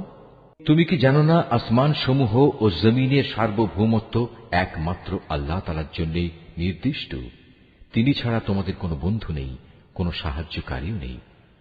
তোমরা কি তোমাদের নবীর কাছে সে ধরনের উদ্ভট প্রশ্ন করতে চাও যেমনি তোমাদের আগে মুসাকে করা হয়েছিল? কেউ যদি ঈমানকে কুফরির সাথে বদল করে নেয়, অবশ্যই সে ব্যক্তি সোজা পথ থেকে গোমরা হয়ে যাবে। আহলে কেতাবদের অনেকেই বিদ্বেষের কারণে চাইবে যেভাবেই হোক তোমাদের ঈমানের আলোর বদলে আবার সেই কুফরির অন্ধকারে ফিরিয়ে নিতে। এমনকি সত্য তাদের কাছে স্পষ্ট হয়ে যাওয়ার পরও তারা এ পথ থেকে বিরত হবে না। অতএব তাদের ব্যাপারে আল্লাহর সিদ্ধান্ত আসা পর্যন্ত তোমরা ক্ষমার নীতি অবলম্বন করো এবং তাদের সাথে ভালো ব্যবহার করো। আল্লাহ তাআলা সব কিছুর উপর অবশ্যই ক্ষমতাশালী। তোমরা নামাজ প্রতিষ্ঠা করো এবং যাকাত আদায় করো। এর মাধ্যমে যেসব নেকি তোমরা আল্লাহর কাছে অগ্রিম পাঠাবে, তার কাছে এর সবই তোমরা মজুদ পাবে। তোমরা যা কিছুই করো, আল্লাহ তাআলা অবশ্যই এর সব কিছু দেখতে পান। তারা বলে, ইহুদি ও খ্রিস্টান ছাড়া আর কেউই বেহেশতে যাবে না। আসলে এটা হচ্ছে তাদের মিথ্যা কল্পনা। তুমি হে নবী বলো, যদি তোমরা সত্যবাদী হও তাহলে তোমাদের দলিল প্রমাণ নিয়ে এসো। তবে হ্যাঁ, যে কোনো ব্যক্তি আল্লাহর সামনে নিজের সত্তাকে সমর্পণ করে দেবে এবং সে হবে অবশ্যই একজন নেককার মানুষ। তার জন্য তার মালিকের কাছে এর বিনিময় রয়েছে। তাদের কোনো ভয়ভীতি নেই, আর না সেদিন তাদের চিন্তান্বিত হতে হবে। ইহুদিরা বলে, খ্রিস্টানরা কোনো কিছুর উপর প্রতিষ্ঠিত নয়। খ্রিস্টানরা বলে, ইহুদিরা কোনো কিছুর উপর প্রতিষ্ঠিত নয়। অথচ এদের অবস্থা হচ্ছে এরা উভয়ই আল্লাহর কেতাব পাঠ করে, আদৌ আল্লাহর কেতাবের কোনো কিছুই জানে না। এমন লোকেরা আবার এদের উভয় সম্পর্কে একই ধরনের কথা বলে। তারা যে বিষয়ে মতবিরোধ করছে, আল্লাহ তাআলা শেষ বিচারের দিনে সে বিষয়ে তাদের মাঝে মীমাংসা করে দেবেন। সে ব্যক্তির চেয়ে বড় জালেম আর কে আছে, যে ব্যক্তি আল্লাহর ঘর মসজিদে তার নাম স্মরণ করতে বাধা দেয় এবং তার ধ্বংস সাধনে সচেষ্ট হয়। এ ধরনের লোকদের বস্তুত তাতে ঢোকার কোনো যোগ্যতাই নেই। তবে একান্ত ভীত সন্ত্রস্তভাবে ঢুকলে তা ভিন্ন কথা। তাদের জন্য পৃথিবীতে যেমন অপমান লাঞ্ছনা রয়েছে, তেমনি রয়েছে পরকালে কঠিনতম শাস্তি। এরা কেবলা বদলের ব্যাপারেও মতবিরোধ করেছিল, অথচ পূর্ব পশ্চিম সবই তো আল্লাহ তাআলার। তাছাড়া তোমরা যেদিকেই মুখ ফিরাবে সেদিকেই তো আল্লাহ তাআলা রয়েছেন। আল্লাহ তাআলা সর্বব্যাপী এবং জ্ঞানী। খ্রিস্টান লোকেরা বলে, আল্লাহ তাআলা অমুককে নিজের সন্তান রূপে গ্রহণ করেছেন, অথচ যাবতীয় পবিত্রতা একান্তভাবে তাঁর। তিনি এ সব কিছুর অনেক ঊর্ধ্বে। আসমান সমূহ ও জমিনের সব কিছুই তাঁর জন্যে। এর প্রতিটি বস্তুই তাঁর একান্ত অনুগত। বরং আসমান সমূহ ও জমিনের তিনিই স্রষ্টা। যখন তিনি কোনো একটি বিষয়ের সিদ্ধান্ত করেন, সে ব্যাপারে শুধু এটুকুই বলেন, হও, আর সাথে সাথেই তা হয়ে যায়। যারা সঠিক কথা জানে না তারা বলে, আল্লাহ তাআলা নিজে আমাদের সাথে কথা বলেন না কেন, অথবা এমন কোন নিদর্শন আমাদের কাছে কেন পাঠান না যার মাধ্যমে আমরা তাকে দেখতে পাব। এদের আগের লোকেরাও এদের মতো করেই কথা বলতো। এদের সবার মন আসলে একই ধরনের। আল্লাহকে যারা দৃঢ়ভাবে বিশ্বাস করে, আমি তাদের জন্য আমার নিদর্শন সমূহ সুস্পষ্ট করে পেশ করে দিয়েছি। অবশ্যই আমি তোমাকে সত্য দিন সহ পাঠিয়েছি আযাবের ভীতি প্রদর্শনকারী ও জান্নাতের সুসংবাদবাহী হিসেবে। জেনে রেখো, তোমাকে জাহান্নামের অধিবাসীদের দায় দায়িত্বের ব্যাপারে প্রশ্ন করা হবে না। ইহুদি ও খ্রিস্টানরা কখনো তোমার ওপর খুশি হবে না। হ্যাঁ, তুমি যদি কখনো তাদের দলের অনুসরণ করতে শুরু করো, তখনই এরা খুশি হবে। তুমি তাদের বলে দাও, আল্লাহ তাআলার হেদায়েতই হচ্ছে একমাত্র পথ। সাবধান, তোমার কাছে সঠিক জ্ঞান আসার পরও যদি তুমি তাদের ইচ্ছানুসারে চলতে থাকো, তাহলে আল্লাহ তাআলা ছাড়া তুমি কোনো বন্ধু ও সাহায্যকারী পাবে না। আহলে কিতাবদের মাঝে এমন কিছু লোক আছে যারা এ কোরআনকে যেভাবে নিষ্ঠার সাথে পড়া দরকার সেভাবেই পড়ে। তারা তার উপর ঈমানও আনে। যারা একে অস্বীকার করে তারাই হচ্ছে ক্ষতিগ্রস্ত লোক। হে বনী ইসরাইল জাতি, তোমরা আমার সে নিয়ামত স্মরণ করো যা আমি তোমাদের দান করেছি। সে নিয়ামতের অংশ হিসেবে আমি তোমাদের দুনিয়ার অন্যান্য জাতির উপর শ্রেষ্ঠত্ব দান করেছি। তোমরা সেই দিনটিকে ভয় করো যেদিন একজন মানুষ আরেকজনের কোনোই কাজে আসবে না। সেদিন তার কাছ থেকে কোন রকম বিনিময়ও নেওয়া হবে না। আবার একের পক্ষে অন্যের সুপারিশও সেদিন কোনো উপকারে আসবে না। সেদিন এসব লোকদের কোন রকম সাহায্যও করা হবে না। আরো স্মরণ করো যখন ইব্রাহিমকে তার রব কতিপয় বিষয়ে তার আনুগত্যের পরীক্ষা নিলেন, অতঃপর তা পুরোপুরি সে আদায় করল। আল্লাহ তাআলা বললেন, এবার আমি তোমাকে মানব জাতির জন্য নেতা বানাতে চাই। সে বলল, আমার ভবিষ্যৎ বংশধররাও কি নেতা হিসেবে বিবেচিত হবে?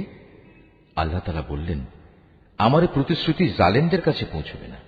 স্মরণ করো আমি যখন মানুষদের মিলনস্থল ও নিরাপত্তার কেন্দ্র হিসেবে এই কাবা ঘরটি নির্মাণ করেছিলাম, আমি তাদের আদেশ দিয়েছিলাম, তোমরা ইব্রাহিমের দাঁড়ানোর স্থানটিকে নামাজের স্থান হিসেবে গ্রহণ করো। আমি ইব্রাহিম ও ইসমাইলকে আদেশ দিয়েছিলাম যেন তারা আমার ঘর কাবাকে হজ ও ওমরার তাওয়াফকারীদের জন্য, আল্লাহর ইবাদতে আত্মনিয়োগকারীদের জন্য, সর্বোপরি তার নামে রুকু সেজদাকারীদের জন্য পবিত্র করে রাখে। ইব্রাহিম যখন বলেছিল, হে মালিক, এ শহরকে তুমি শান্তি ও নিরাপত্তার শহর বানিয়ে দাও এবং এখানকার অধিবাসীদের মাঝে যে ব্যক্তি আল্লাহ তাআলা এবং পরকালে বিশ্বাস করে তুমি তাদের ফলমূল দিয়ে আহারের যোগান দাও। আল্লাহ তাআলা বললেন, হ্যাঁ, যে ব্যক্তি আমাকে অস্বীকার করবে তাকেও আমি অল্প কয়েকদিন জীবনের উপায় উপকরণ সরবরাহ করতে থাকব। অতঃপর অচিরেই আমি তাদের আগুনের আযাব ভোগ করতে বাধ্য করব, যা সত্যি বড় নিকৃষ্টতম স্থান। ইব্রাহিম ও ইসমাইল যখন এই ঘরের ভিত্তি উঠাচ্ছিল, তখন তারা আল্লাহর কাছে দোয়া করল, হে আমাদের মালিক, আমরা যে উদ্দেশ্যে এই ঘর নির্মাণ করেছি তা তুমি আমাদের কাছ থেকে কবুল করো। একমাত্র তুমি সবকিছু জানো এবং সবকিছু শোনো। তারা আরো বলল, হে আমাদের মালিক, আমাদের উভয়কেই তুমি তোমার অনুগত মুসলিম বান্দা বানাও এবং আমাদের পরবর্তী বংশধরদের মাঝ থেকেও তুমি তোমার একদল অনুগত বান্দা বানিয়ে দাও। হে মালিক, তুমি আমাদের তোমার ইবাদতের আনুষ্ঠানিকতা সমূহ দেখিয়ে দাও এবং তুমি আমাদের উপর দয়া পরবশ হও, কারণ তুমি অত্যন্ত দয়া পরবশ ও পরম দয়ালু। হে আমাদের মালিক, তাদের বংশের মধ্যে তাদের নিজেদের মাঝ থেকে তুমি এমন একজন রসূল পাঠাও যে তাদের কাছে তোমার আয়াতসমূহ পড়ে শোনাবে, তাদের তোমার কিতাবের জ্ঞান ও প্রজ্ঞা শিক্ষা দেবে, উপরন্তু সে তাদের পবিত্র করে দেবে। হে আল্লাহ, তুমি আমাদের এই দোয়া কবুল করো, কারণ তুমি মহাপরাক্রমশালী ও পরম কুশলী। জেনে বুঝে যে নিজেকে মূর্খ বানিয়ে রেখেছে সে ব্যক্তি ছাড়া আর কে এমন হবে যে ইব্রাহিমের আনিত জীবন বিধান থেকে মুখ ফিরিয়ে নেবে? অথচ তাকে আমি দুনিয়ার নবুয়তের জন্য বাছাই করে নিয়েছি। শেষ বিচারের দিনেও সে আমার নেক লোকদের মধ্যে শামিল হবে। যখন আমি তাকে বললাম, তুমি আমার অনুগত মুসলিম হয়ে যাও, সে বলল, আমি সৃষ্টিকুলের মালিক আল্লাহ তাআলার পূর্ণ আনুগত্য স্বীকার করে নিলাম।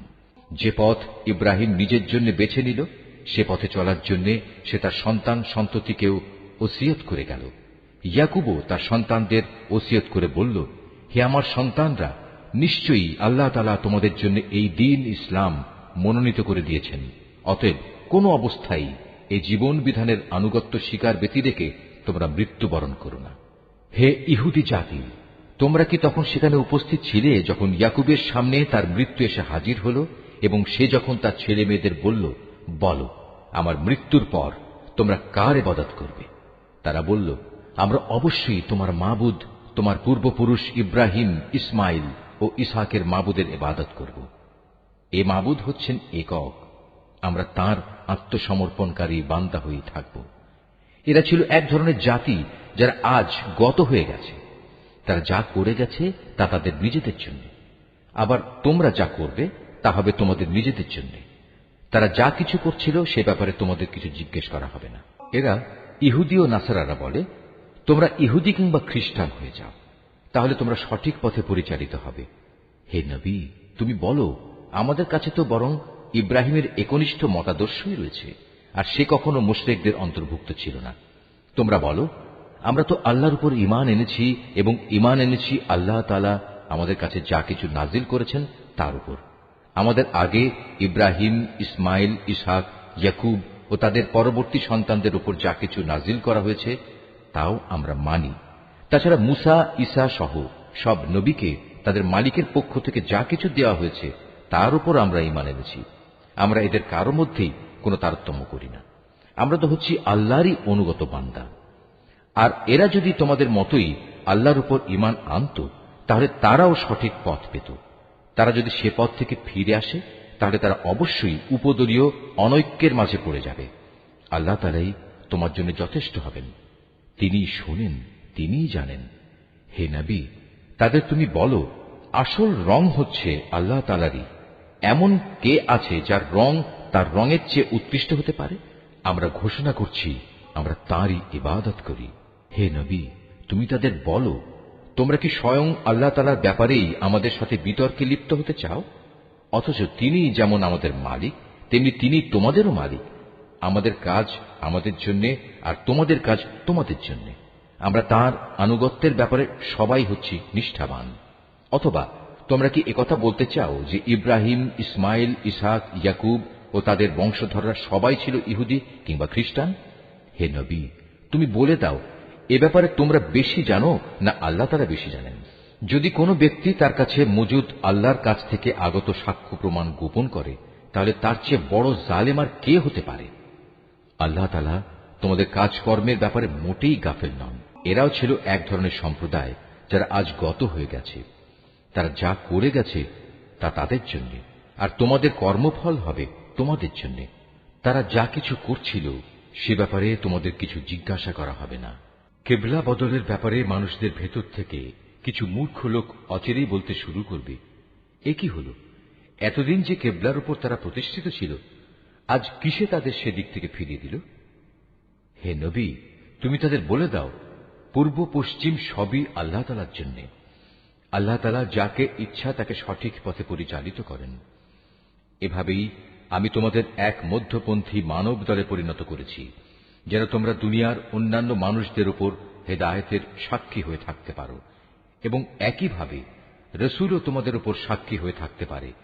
যে কেবলার উপর তোমরা এতদিন প্রতিষ্ঠিত ছিলে, আমি তা এই উদ্দেশ্যেই নির্ধারণ করেছিলাম, যাতে করে আমি এ কথাটা জেনে নিতে পারি যে তোমাদের মধ্যে কে রসুলের অনুসরণ করে আর কে তার কথা থেকে ফিরে যায়। তাদের উপর এটা ছিল কঠিন পরীক্ষা। অবশ্য আল্লাহ তাআলা যাদের হেদায়েত দান করেছেন তাদের কথা আলাদা। আল্লাহ তাআলা কখনো তোমাদের ঈমান বিনষ্ট করবেন না। অবশ্যই আল্লাহ তাআলা মানুষদের সাথে বড় দয়ালু ও একান্ত মেহেরবান। কেবলা পরিবর্তনের জন্য তুমি আকাশের দিকে তাকিয়ে যেভাবে আমার আদেশের অপেক্ষায় থাকতে, তা আমি অবশ্যই দেখতে পেয়েছি। তাই আমি তোমার পছন্দ মতো দিককে কেবলা বানিয়ে দিচ্ছি। এখন থেকে তোমরা এই মর্যাদা সম্পন্ন মসজিদের দিকে ফিরে নামাজ আদায় করতে থাকবে। তোমরা যেখানেই থাকো না কেন, তোমাদের মুখমণ্ডল সেদিকে ফিরিয়ে দেবে। এসব লোক যাদের কাছে আগেই কিতাব নাজিল করা হয়েছিল, তারা ভালো করেই জানো। এ ব্যাপারটা তোমার মালিকের পক্ষ থেকে আসা সম্পূর্ণ একটি সত্য ঘটনা। এ সত্ত্বেও তারা যে আচরণ করে যাচ্ছে, আল্লাহ তাআলা তা থেকে মোটেই অনবহিত নন। যাদের ইতিপূর্বে কিতাব দান করা হয়েছে তাদের সামনে যদি তুমি দুনিয়ার সব কয়টি প্রমাণও এনে হাজির করো, তারপরেও এরা তোমার কেবলার অনুসরণ করবে না, আর এরপর তুমিও তাদের কেবলার অনুসরণকারী হতে পারো না। তাছাড়া এদের এক দলও তো আরেক দলের কেবলার অনুসরণ করে না। আমার পক্ষ থেকে এই জ্ঞান তোমাদের কাছে পৌঁছার পর তুমি যদি তাদের ইচ্ছা আকাঙ্ক্ষার অনুসরণ করো, তাহলে অবশ্যই তুমি জালেমদের দলে শামিল হয়ে যাবে। যাদের আমি কিতাব দান করেছি এরা তাকে এত ভালো করে চেনে, যেমনি এরা চেনে আপন ছেলেদের। এদের একদল সত্য গোপন করার চেষ্টা করছে, অথচ এরা তো সবকিছুই জানে। হে নবী, তুমি তাদের বলো, তোমার মালিকের পক্ষ থেকে এ হচ্ছে একমাত্র সত্য। সুতরাং কোন অবস্থায় তোমরা সন্দেহ পোষণকারীদের দলে শামিল হও না। প্রত্যেক জাতির জন্য ইবাদতের একটা দিক নির্দিষ্ট থাকে, যেদিকে সে জাতি মুখ করে দাঁড়ায়। অতএব তোমরা আসল কল্যাণের দিকে অগ্রসর হবার কাজে একে অপরের সাথে প্রতিযোগিতা করো। তোমরা যেখানেই থাকো না কেন, তিনি তোমাদের সবাইকে একই স্থানে এনে হাজির করবেন। অবশ্যই আল্লাহ তাআলা সব কিছুর উপর ক্ষমতাবান। তুমি যে কোনো স্থান থেকেই বেরিয়ে আসো না কেন, নামাজের জন্য মসজিদে হারামের দিকে মুখ ফেরাও, কেননা এটাই হচ্ছে আল্লাহ তাআলার কাছ থেকে কেবলা সংক্রান্ত সঠিক সিদ্ধান্ত। আর আল্লাহ তাআলা তোমাদের কার্যাবলী সম্পর্কে মোটেই উদাসীন নন। হে নবী, যেদিক থেকেই তুমি বেরিয়ে আসবে নামাজের জন্য সেখান থেকেই মসজিদে হারামের দিকে মুখ ফিরিয়ে দাঁড়িয়ে যেও। এ সময় যেখানেই তুমি থাকো না কেন সে কাবার দিকে মুখ ফিরিয়ে নেবে। তাহলে প্রতিপক্ষের লোকদের কাছে তোমাদের বিরুদ্ধে খাড়া করানোর মতো কোনো যুক্তি অবশিষ্ট থাকবে না। তাদের মধ্য থেকে যারা বাড়াবাড়ি করে তাদের কথা অবশ্য আলাদা। তোমরা এসব ব্যক্তিদের ভয় করো না, তোমরা বরং ভয় করো আমাকে, যাতে করে আমি তোমাদের উপর আমার নিয়ামত পূর্ণ করে দিতে পারি। এর ফলে তোমরাও সঠিক পথের সন্ধান পেতে পারো। এই সঠিক পথের সন্ধান দেওয়ার জন্যই আমি এভাবে তোমাদের কাছে তোমাদের মাঝ থেকেই একজনকে রসূল করে পাঠিয়েছি, যে ব্যক্তি প্রথমত তোমাদের কাছে আমার আয়াত পড়ে শোনাবে, দ্বিতীয়ত সে তোমাদের জীবন পরিশুদ্ধ করে দেবে, এবং তৃতীয়ত সে তোমাদের আমার কিতাব ও তার অন্তর্নিহিত জ্ঞান শিক্ষা দেবে। সর্বোপরি সে তোমাদের এমন বিষয়সমূহের জ্ঞান দান করবে যা তোমরা কখনো জানতে না। অতএব এসব অনুগ্রহের জন্য তোমরা আমাকেই স্মরণ করো, তাহলে আমিও তোমাদের স্মরণ করব। তোমরা আমার কৃতজ্ঞতা আদায় করো এবং কখনো তোমরা আমার অকৃতজ্ঞ হইও না। হে মানুষ, তোমরা যারা ঈমান এনেছ, পরম ধৈর্য ও খালেস নামাজের মাধ্যমে তোমরা আমার কাছে সাহায্য প্রার্থনা করো। অবশ্যই আল্লাহ তাআলা ধৈর্যশীল মানুষদের সাথে আছেন। যারা আল্লাহ তাআলার পথে নিহত হয়েছে তাদের তোমরা কখনো মৃত বলো না, বরং তারাই হচ্ছে আসল জীবিত মানুষ। কিন্তু এ বিষয়টির কিছুই তোমরা জানো না। আমি অবশ্যই ঈমানের দাবিতে তোমাদের পরীক্ষা করব, কখনো ভয় ভীতি, কখনো ক্ষুধা অনাহার, কখনো তোমাদের জান মাল ও ফসল আদির ক্ষতি সাধন করে তোমাদের পরীক্ষা করা হবে। যারা ধৈর্যের সাথে এর মোকাবেলা করে তুমি সেই ধৈর্যশীলদের আমার নিয়ামতের সুসংবাদ দান করো। যখনই তাদের সামনে কোনো পরীক্ষা এসে হাজির হয় তখনই তারা বলে, আমরা তো আল্লাহর জন্যেই, আমাদের তো একদিন আল্লাহর কাছেই ফিরে যেতে হবে। বস্তুত এরা হচ্ছে সেসব ব্যক্তি যাদের উপর রয়েছে তাদের মালিকের পক্ষ থেকে অগণিত রহমত ও অপার করুণা, আর এরাই সঠিক পথ প্রাপ্ত। অবশ্যই সাফা এবং মারওয়া পাহাড় দুটো হচ্ছে আল্লাহ তাআলার নিদর্শনসমূহের অন্যতম। অতএব যদি তোমাদের মধ্যে কোনো লোক হজ কিংবা উমরা আদায় করার ইরাদা করে, তার জন্য এই উভয় পাহাড়ের মাঝে তাওয়াফ করাতে দোষের কিছু নেই। কেননা যদি কোনো ব্যক্তি অন্তরের নিষ্ঠার সাথে কোনো ভালো কাজ করে তাহলে তারা যেন জেনে রাখে নিঃসন্দেহে আল্লাহ তাআলা কৃতজ্ঞতা পরায়ণ ও প্রভূত জ্ঞানের অধিকারী।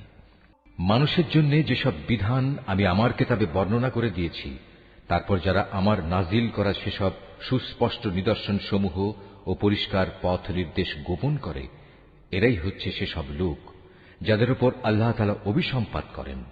অভিশাপ বর্ষণ করে অন্যান্য অভিশাপকারীরাও, তবে তারা এ কাজ থেকে ফিরে আসবে এবং নিজেদের সংশোধন করে নেবে। খোলাখুলিভাবে তারা সেসব সত্য কথা প্রকাশ করবে যা এতদিন আহলে কিতাবরা গোপন করে আসছিল। এরাই হবে সেসব লোক যাদের উপর আমি দয়া পরবশ হব।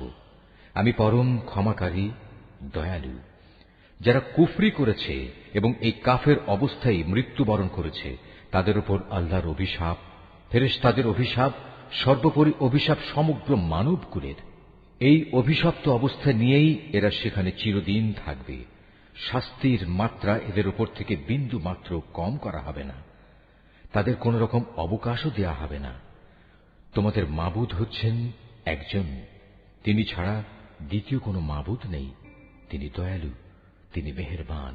নিঃসন্দেহে আসমান জমিনের সৃষ্টির মাঝে, রাত দিনের এই আবর্তনের মাঝে, মহাসাগরে ভাসমান জাহাজসমূহে যা মানুষের জন্য কল্যাণকর দ্রব্য সামগ্রী নিয়ে ঘুরে বেড়ায়, এর সব কয়টিতে আল্লাহ তাআলার নিদর্শন মজুদ রয়েছে। আরো আছে আল্লাহ তাআলা আকাশ থেকে বৃষ্টি আকারে যা কিছু নাজিল করেন সেই বৃষ্টির পানির মাঝে। ভূমির নির্জীব হওয়ার পর তিনি এ পানি দ্বারা তাতে নতুন জীবন দান করেন। অতঃপর এই ভূখণ্ডে সব ধরনের প্রাণীর তিনি আবির্ভাব ঘটান। অবশ্যই বাতাসের প্রবাহ সৃষ্টি করার মাঝে এবং সে মেঘমালা যা আসমান জমিনের মাঝে বশীভূত করে রাখা হয়েছে, তার মাঝে সুস্থ বিবেকবান সম্প্রদায়ের জন্য নিদর্শন রয়েছে। মানুষদের মাঝে কিছু সংখ্যক এমনও রয়েছে যে আল্লাহর বদলে অন্য কিছুকে তার সমকক্ষ মনে করে। তারা তাদের তেমনি ভালোবাসে যেমনটি শুধু আল্লাহ তাআলাকেই তাদের ভালোবাসা উচিত। আর যারা সত্যিকার অর্থে আল্লাহ তাআলার উপর ঈমান আনে তারা তো তাকেই সর্বাধিক পরিমাণে ভালোবাসবে। যারা আল্লাহর আনুগত্য না করে বাড়াবাড়ি করছে তারা যদি আযাব স্বচক্ষে দেখতে পেত তাহলে এরা বুঝতে পারত আসমান জমিনের সমুদয় শক্তি একমাত্র আল্লাহর জন্যই। শাস্তি দেওয়ার ব্যাপারে তিনি অত্যন্ত কঠোর। সেদিন ভয়াবহ শাস্তি দেখে হতভাগ্য লোকেরা দুনিয়ায় যাদের তারা মেনে চলত তাদের অনুসারীদের সাথে সম্পর্ক ছেদের কথা বলবে। বলবে, আমরা তো এদের চিনিই না। এদের উভয়ের মধ্যেকার ভঙ্গুর সব সম্পর্ক সেদিন ছিন্ন বিচ্ছিন্ন হয়ে যাবে। এ হতাশাগ্রস্ত অনুসারীরা সেদিন বলবে, আবার যদি একবার আমাদের জন্য পৃথিবীতে ফিরে যাবার সুযোগ থাকত তাহলে আজ যেমনি করে তারা আমাদের সাথে সম্পর্ক ছেদ করেছে আমরা সেখানে গিয়ে তাদের সাথে যাবতীয় সম্পর্ক ছেদ করে আসতাম।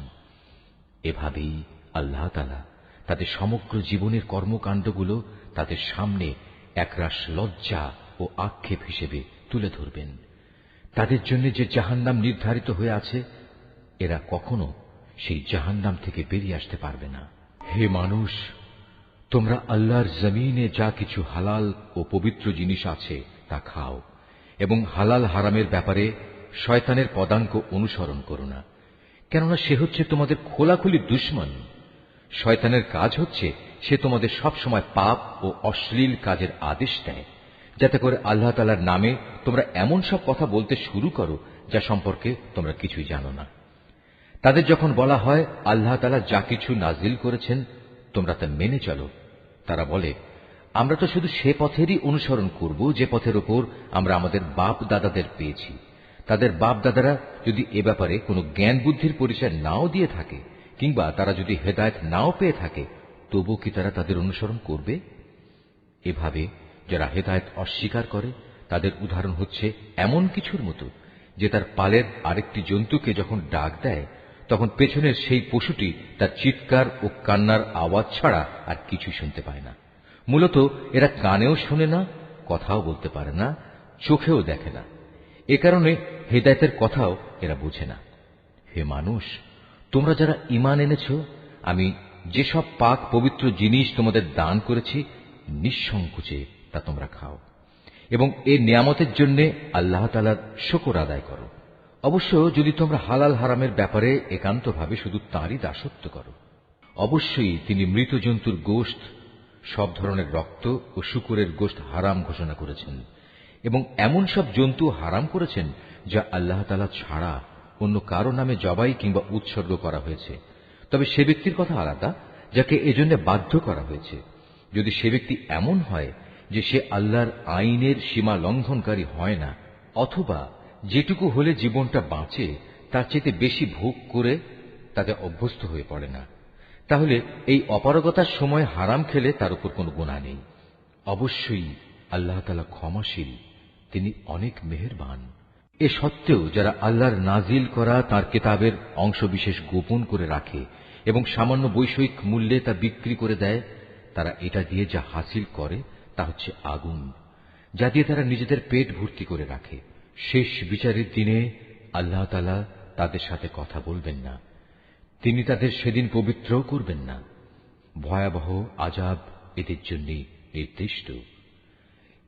এরা হেদায়েতের বদলে গুমরাহির পথ কিনে নিয়েছে, ক্ষমার বদলে তারা আযাব বেছে নিয়েছে। এরা ধৈর্যের সাথে ধীরে ধীরে জাহান্নামের আগুনের উপর গিয়ে পড়েছে। এটা এই জন্যে আল্লাহ তাআলা মানব জাতির জন্য আগে থেকেই সত্য দ্বীন সহকারে কিতাব নাজিল করে দিয়েছেন। যারা এই কিতাবে মতবিরোধে লিপ্ত হয়েছে তারা সত্য ও ন্যায়ের পথ থেকে অনেক দূরে বিক্ষিপ্ত হয়ে গেছে। তোমরা তোমাদের মুখ পূর্ব দিকে ফেরাও বা পশ্চিম দিকে ফেরাও, এতে কিন্তু কোনোই কল্যাণ নিহিত নেই। আসল নেকি হচ্ছে একজন মানুষ আল্লাহর উপর ঈমান আনবে, পরকালের উপর ঈমান আনবে, ঈমান আনবে ফেরেশতাদের উপর, আল্লাহর কিতাবের উপর, কিতাবের বাহক নবী রাসূলদের উপর এবং আল্লাহর দেয়া মাল সম্পদ তাঁরই ভালোবাসা পাবার মানুষে, আত্মীয় স্বজন এতিম, মিসকিন ও পথিক মুসাফিরের জন্য ব্যয় করবে। সাহায্য প্রার্থী দুস্থ মানুষ, সর্বোপরি মানুষদের কয়েদ ও দাসত্বের বন্দী দশা থেকে মুক্ত করার কাজে অর্থ ব্যয় করবে। নামাজ প্রতিষ্ঠা করবে। দারিদ্র্য বিমোচনের জন্য যাকাত আদায় করবে। তাছাড়াও রয়েছে সেসব পুণ্যবান মানুষ যারা প্রতিশ্রুতি দিলে তা পালন করে, ক্ষুধা দারিদ্র্যের সময় ও দুর্দিনে ধৈর্য ধারণ করে। মূলত এরাই হচ্ছে সত্যবাদী এবং এরাই হচ্ছে প্রকৃত আল্লাহভীরু মানুষ। হে মানুষ, যারা ঈমান এনেছ, তোমাদের জন্য নরহত্যার কিসাস তথা প্রতিশোধ কিভাবে নিতে হবে তা নির্ধারণ করে দেয়া হয়েছে, এবং তা এই যে মৃত স্বাধীন ব্যক্তির বদলে স্বাধীন ব্যক্তি দণ্ডাজ্ঞা পাবে, দাসের বদলে পাবে দাস, নারীর বদলে নারীর উপর দণ্ড প্রযোজ্য হবে। অবশ্য যে হত্যাকারীকে, যাকে হত্যা করা হয়েছে, তার পরিবারের লোকেরা কিংবা তার ভাইয়ের পক্ষ থেকে ক্ষমা করে দেয়া হয়, তার ক্ষেত্রে কোনো ন্যায়ানুগ পন্থা অনুসরণ করে তা সম্পন্ন করতে হবে। এটা তোমাদের মালিকের পক্ষ থেকে দণ্ড হ্রাস করার উপায় এবং তার একটি অনুগ্রহ মাত্র। যদি কেউ এর পরেও বাড়াবাড়ি করে তাহলে তার জন্য কঠোর শাস্তি রয়েছে। হে বিবেকবান লোকেরা, আল্লাহর নির্ধারিত এই কিসাসের মাঝেই সত্যিকার অর্থে তোমাদের সমাজ ও জাতির জীবন নিহিত রয়েছে। আশা করা যায় অতঃপর তোমরা সতর্ক হয়ে চলবে।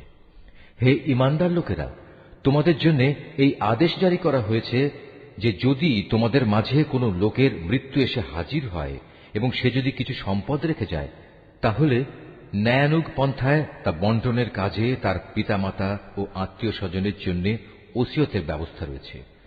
এটা পরহেজগার লোকদের উপর একান্ত করণীয়। যারা তার এই ওসিয়ত শুনে নেওয়ার পর নিজেদের স্বার্থে তা পাল্টে নিল, তাদের জানা উচিত এটা বদলানোর অপরাধের দায়িত্ব তাদের উপরেই বর্তাবে। আল্লাহ তাআলা সবকিছুই শোনেন এবং সবকিছুই তার জানা। অবশ্য কারো যদি ওসিয়তকারীর কাছ থেকে এই ধরনের আশঙ্কা থাকে যে সে পক্ষপাতিত্ব করে কারো প্রতি অবিচার করে গেছে কিংবা কারো সাথে এর ফলে নাইনসাফি করা হয়েছে, তাহলে যদি সদিচ্ছা নিয়ে মূল বিষয়টি সংশোধন করে নেয়, এতে তার কোনো দোষ হবে না। আল্লাহ তাআলা বড়ই ক্ষমাশীল, মেহেরবান। হে মানুষ, তোমরা যারা ঈমান এনেছ, তোমাদের উপর রোজা ফরজ করে দেয়া হয়েছে, যেমনি করে ফরজ করা হয়েছিল তোমাদের পূর্ববর্তী লোকদের উপর, যেন তোমরা এর মাধ্যমে আল্লাহকে ভয় করতে পারো। রোজা ফরজ করা হয়েছে কয়েকটি নির্দিষ্ট দিনের জন্য। তারপরেও কেউ যদি সে দিনগুলোতে অসুস্থ হয়ে যায় কিংবা কেউ যদি তখন সফরে থাকে, সে ব্যক্তি সমপরিমাণ দিনের রোজা সুস্থ হয়ে গেলে অথবা সফর থেকে ফিরে এসে আদায় করে নেবে। এর পরেও যাদের উপর রোজা একান্ত কষ্টকর হবে, তাদের জন্য এর বিনিময়ে ফেদিয়া থাকবে, এবং তা হচ্ছে একজন গরিব ব্যক্তিকে তৃপ্তি ভরে খাবার দেয়া। অবশ্য যদি কোনো ব্যক্তি এর চাইতে বেশি দিয়ে ভালো কাজ করতে চায়, তাহলে এ অতিরিক্ত কাজ তার জন্য হবে একান্ত কল্যাণকর। তবে এ সময় তোমরা যদি রোজা রাখতে পারো, তাই তোমাদের জন্য ভালো। তোমরা যদি রোজার উপকারিতা সম্পর্কে জানতে যে এতেই কল্যাণ রয়েছে। রোজার মাস এমন একটি মাস যাতে কোরআন নাজিল করা হয়েছে, আর এই কোরআন হচ্ছে মানব জাতির জন্য পথের দিশা, সৎ পথের সুস্পষ্ট নিদর্শন, মানুষদের জন্য হক বাতিলের পার্থক্যকারী। অতএব তোমাদের মধ্যে যে ব্যক্তি এ মাসটি পাবে, সে এ মাসে রোজা রাখবে। তবে যদি সে অসুস্থ হয়ে পড়ে কিংবা সফরে থাকে, সে পরবর্তী কোনো সময় গুনে গুনে সেই পরিমাণ দিন পূরণ করে নেবে। এ সুযোগ দিয়ে আল্লাহ তাআলা তোমাদের জীবন আসান করে দিতে চান। আল্লাহ তাআলা কখনোই তোমাদের জীবন কঠোর করে দিতে চান না। আল্লাহর উদ্দেশ্য হচ্ছে তোমরা যেন গুনে গুনে রোজার সংখ্যাগুলো পূরণ করতে পারো। আল্লাহ তাআলা তোমাদের কোরআনের মাধ্যমে জীবন যাপনের যে পদ্ধতি শিখিয়েছেন, তার জন্য তোমরা তাঁর মাহাত্ম্য বর্ণনা করতে এবং তাঁর কৃতজ্ঞতা আদায় করতে পারো। হে নবী, আমার কোনো বান্দা যখন তোমাকে আমার ব্যাপারে জিজ্ঞেস করে, তাকে তুমি বলে দিও, আমি তার একান্ত কাছেই আছি। আমি আহ্বানকারীর ডাকে সাড়া দিই যখন সে আমাকে ডাকে। তাই তাদের উচিত আমার আহ্বানে সাড়া দেয়া এবং সম্পূর্ণভাবে আমার উপরই ঈমান আনা। আশা করা যায় এতে করে তারা সঠিক পথের সন্ধান পাবে। রোজার মাসের রাতের বেলায় তোমাদের স্ত্রীদের কাছে যৌন মিলনের জন্য যাওয়া তোমাদের জন্য হালাল করে দেয়া হয়েছে, কারণ তোমাদের নারীরা যেমনি তোমাদের জন্য পোশাক স্বরূপ, ঠিক তোমরাও তাদের জন্য পোশাক সমতুল্য। আল্লাহ তাআলা এটা জানেন। রোজার মাসে রাতের বেলায় স্ত্রী সহবাসের ব্যাপারে তোমরা নানা ধরনের আত্মপ্রতারণার আশ্রয় নিচ্ছিলে, তাই তিনি তোমাদের উপর থেকে কড়াকড়ি শিথিল করে তোমাদের উপর দয়া করলেন এবং তোমাদের মাফ করে দিলেন। এখন তোমরা চাইলে তাদের সাথে সহবাস করতে পারো এবং এ ব্যাপারে আল্লাহ পাক তোমাদের জন্য যা বিধিবিধান কিংবা সন্তান লিখে রেখেছেন তা সন্ধান করো। রোজার সময় পানাহারের ব্যাপারে আল্লাহর নির্দেশ হচ্ছে, তোমরা পানাহার অব্যাহত রাখতে পারো যতক্ষণ পর্যন্ত রাতের অন্ধকার রেখার ভেতর থেকে ভোরের শুভ্র আলোক রেখা তোমাদের জন্য পরিষ্কার প্রতিভাত না হয়। অতঃপর তোমরা রাতের আগমন পর্যন্ত রোজা পূর্ণ করে নাও। তবে মসজিদে যখন তোমরা এতেকাফ অবস্থায় থাকবে তখন নারী সম্ভোগ থেকে বিরত থেকো। এই হচ্ছে আল্লাহ তাআলার নির্ধারিত সীমারেখা। অতএব তোমরা কখনো এর কাছেও যেও না। এভাবেই আল্লাহ তাআলা তাঁর যাবতীয় নিদর্শন মানুষদের জন্য বলে দিয়েছেন, যাতে করে তারা এ আলোকে আল্লাহ তাআলাকে ভয় করতে পারে। তোমরা একে অন্যের অর্থ সম্পদ অন্যায় অবৈধভাবে আত্মসাৎ করো না। আবার জেনে বুঝে অন্যায়ভাবে অন্যের সম্পদ ভোগ করার জন্য এর একাংশ বিচারকদের সামনে ঘুষ কিংবা উপঢৌকন হিসেবেও পেশ করো না। হে নবী, তারা তোমাকে নতুন চাঁদগুলো ও তাদের বাড়া কমা সম্পর্কে জিজ্ঞেস করবে। তুমি তাদের বলে দাও, মূলত এগুলো হচ্ছে মানব জাতির জন্য একটি স্থায়ী সময় নির্ঘণ্ট, যার মাধ্যমে মানুষরা দিন তারিখ সম্পর্কে জানতে পারে। তাছাড়া এর মাধ্যমে লোকেরা হজের সময়সূচিও জেনে নিতে পারে। এহরাম বাঁধার পর পেছন দরজা দিয়ে ঘরে প্রবেশ করার মাঝে কোনো সওয়াব নেই। আসল নেকি হচ্ছে কে আল্লাহ তাআলাকে ভয় করল তা দেখা। এখন থেকে ঘরে ঢোকার সময় সামনের দুয়ার দিয়েই তোমরা আসা যাওয়া করো। তোমরা একমাত্র আল্লাহ তাআলাকে ভয় করবে। তোমরা আল্লাহ তাআলার পথে সেসব লোকের সাথে লড়াই করো যারা তোমাদের সাথে লড়াই করে, কিন্তু কোনো অবস্থায় সীমা লঙ্ঘন করো না, কারণ আল্লাহ তাআলা কখনো সীমা লঙ্ঘনকারীদের পছন্দ করেন না। যেখানেই তোমরা তাদের পাও সেখানেই তোমরা তাদের হত্যা করো। যেসব স্থান থেকে তারা তোমাদের বহিষ্কার করে দিয়েছে তোমরাও তাদের সেসব স্থান থেকে বের করে দাও। জেনে রেখো, ফিতনা, ফাসাদ, দাঙ্গা হাঙ্গামা, নরহত্যার চাইতেও বড় অপরাধ তোমরা কাবা ঘরের পাশে কখনো তাদের সাথে যুদ্ধে লিপ্ত হও না, যতক্ষণ পর্যন্ত তারা সেখানে তোমাদের আক্রমণ না করে। তারা যদি তোমাদের সাথে যুদ্ধ করে তাহলে তোমরাও তাদের সাথে যুদ্ধ করো। এভাবেই কাফেরদের শাস্তি দেয়া হয়। তবে তারা যদি যুদ্ধ বিগ্রহ থেকে ফিরে আসে তাহলে মনে রেখো, আল্লাহ তাআলা বড়ই ক্ষমাশীল ও দয়ার আধার। তোমরা তাদের সাথে লড়াই করতে থাকো যতক্ষণ না জমিন থেকে ফিতনা নির্মূল হয়ে যায় এবং আল্লাহর জমিনে আল্লাহর দেয়া জীবন ব্যবস্থা পূর্ণাঙ্গভাবে আল্লাহর জন্য নির্দিষ্ট হয়ে যায়। যদি তারা যুদ্ধ থেকে ফিরে আসে তবে তাদের সাথে আর কোনো বাড়াবাড়ি নয়। তবে হ্যাঁ, যারা নিজেরাই জালেম তাদের উপর এটা প্রযোজ্য নয়। একটি সম্মানিত মাসের বদলেই একটি সম্মানিত মাস আশা করা যাবে। প্রয়োজনে এ সম্মানিত মাস সমূহেও প্রতিশোধ ব্যবস্থা বৈধ হবে। এ সময়ে যদি কেউ তোমাদের উপর হস্ত প্রসারিত করে তাহলে তোমরাও তাদের উপর তেমনি হস্ত প্রসারিত করে জবাব দাও। তবে সর্বদাই আল্লাহকে ভয় করতে থাকো। মনে রেখো, যারা অপরাধ থেকে বেঁচে থাকে আল্লাহ তাআলা তাদের সাথে রয়েছেন। আল্লাহর পথে অর্থ সম্পদ ব্যয় করো। অর্থ সম্পদ আঁকড়ে ধরে নিজেদের হাতেই নিজেদের ধ্বংসের অতলে নিক্ষেপ করো না, এবং তোমরা অন্য মানুষদের সাথে দয়া অনুগ্রহ করো। নিশ্চয়ই আল্লাহ তাআলা অনুগ্রহকারী ব্যক্তিদের ভালোবাসেন। আল্লাহ তাআলা সন্তুষ্টির জন্য হজ ও ওমরা সম্পন্ন করো। পথে যদি তোমাদের কোথাও বাধা দেয়া হয় তাহলে সে স্থানে কোরবানির জন্য যা কিছু সহজভাবে হাতের কাছে পাওয়া যায় তা দিয়েই কোরবানি আদায় করে নাও।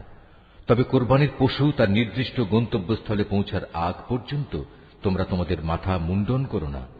যদি তোমাদের মধ্যে কোনো ব্যক্তি অসুস্থ হয়ে পড়ে অথবা যদি তার মাথায় কোনো রোগ থাকে যে কারণে আগেই তার মাথা মুন্ডন করা প্রয়োজন হয়ে পড়ে, তাহলে সে যেন এর বিনিময়ে ফিদিয়া আদায় করে, এবং তা হচ্ছে কিছু রোজা রাখা অথবা অর্থ দান করা কিংবা কোরবানি আদায় করা।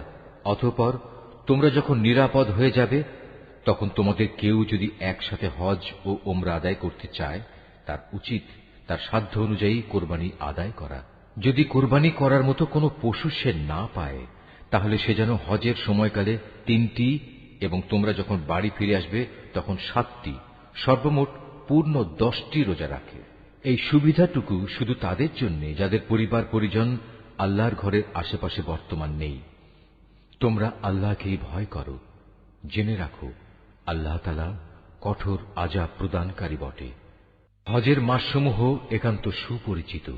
সে সময়গুলোর মধ্যে যে ব্যক্তি হজ আদায় করার মনস্থ করবে, সে যেন জেনে রাখে হজের ভেতর কোনো যৌন সম্ভোগ নেই, নেই কোনো অশ্লীল গালিগালাজ বা ঝগড়াঝাটি। আর যত ভালো কাজই তোমরা করো, আল্লাহ তাআলা অবশ্যই তা জানেন। হজের নিয়ত করলে এর জন্য তোমরা পাথেয় জোগাড় করে নেবে, যদিও আল্লাহর ভয়টাই হচ্ছে মানুষের সর্বোৎকৃষ্ট পাথেয়। অতএব হে বুদ্ধিমান মানুষরা, তোমরা আমাকেই ভয় করো।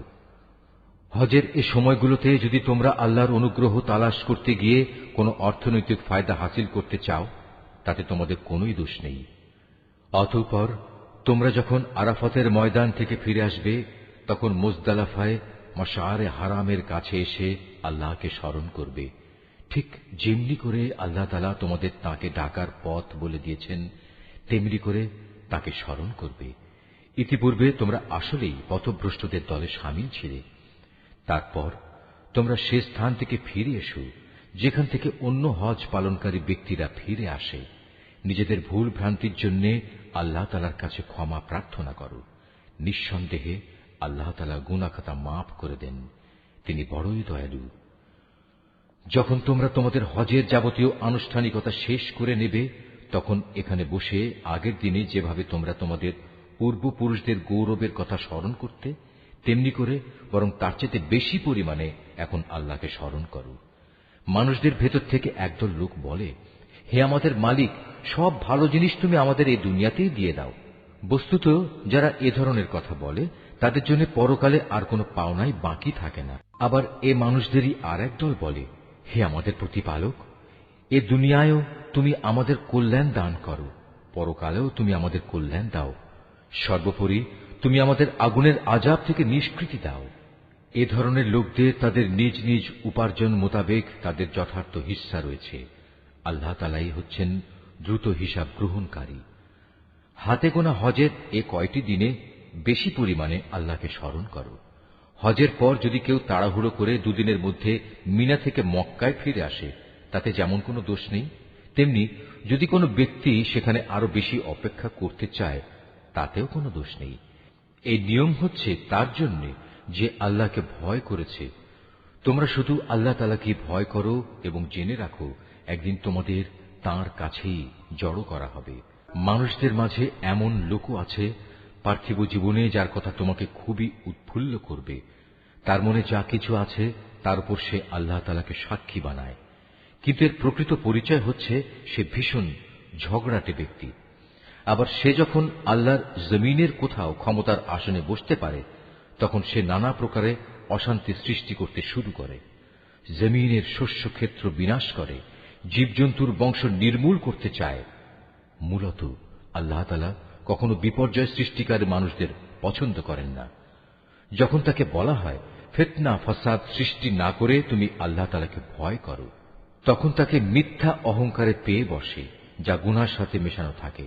মূলত এ চরিত্রের লোকের জন্য জাহান্নামই যথেষ্ট, আর তা হচ্ছে একান্ত নিকৃষ্টতম ঠিকানা। এ মানুষদের ভেতর আবার এমন কিছু লোক রয়েছে যারা আল্লাহ তাআলার এতটুকু সন্তুষ্টি লাভের জন্য নিজের জীবন পর্যন্ত বিক্রি করে দেয়। আল্লাহ তাআলা এ ধরনের বান্দাদের প্রতি সত্যিই অনুগ্রহশীল। হে ইমানদার লোকেরা, তোমরা পুরোপুরি ইসলামের ছায়াতলে এসে যাও এবং কোনো অবস্থায় অভিশপ্ত শয়তানের পদাঙ্ক অনুসরণ করো না, কেননা শয়তান হচ্ছে তোমাদের প্রকাশ্যতম দুশমন। আল্লাহ তাআলার পক্ষ থেকে এসব সুস্পষ্ট নিদর্শন তোমাদের কাছে এসে যাওয়ার পরও যদি তোমাদের পদস্খলন হয়, তাহলে নিশ্চিত জেনে রাখো আল্লাহ তাআলা মহাবিজ্ঞ ও পরাক্রমশালী। তারা কি সেদিনের অপেক্ষা করছে যখন আল্লাহ তাআলা স্বয়ং তাঁর ফেরেশতা সহ মেঘের ছায়া দিয়ে এখানে আসবেন এবং তখন তাদের ভাগ্যের চূড়ান্ত ফয়সালা হয়ে যাবে। সব কয়টি ব্যাপার সর্বশেষে তাঁর কাছেই উপনীত হবে।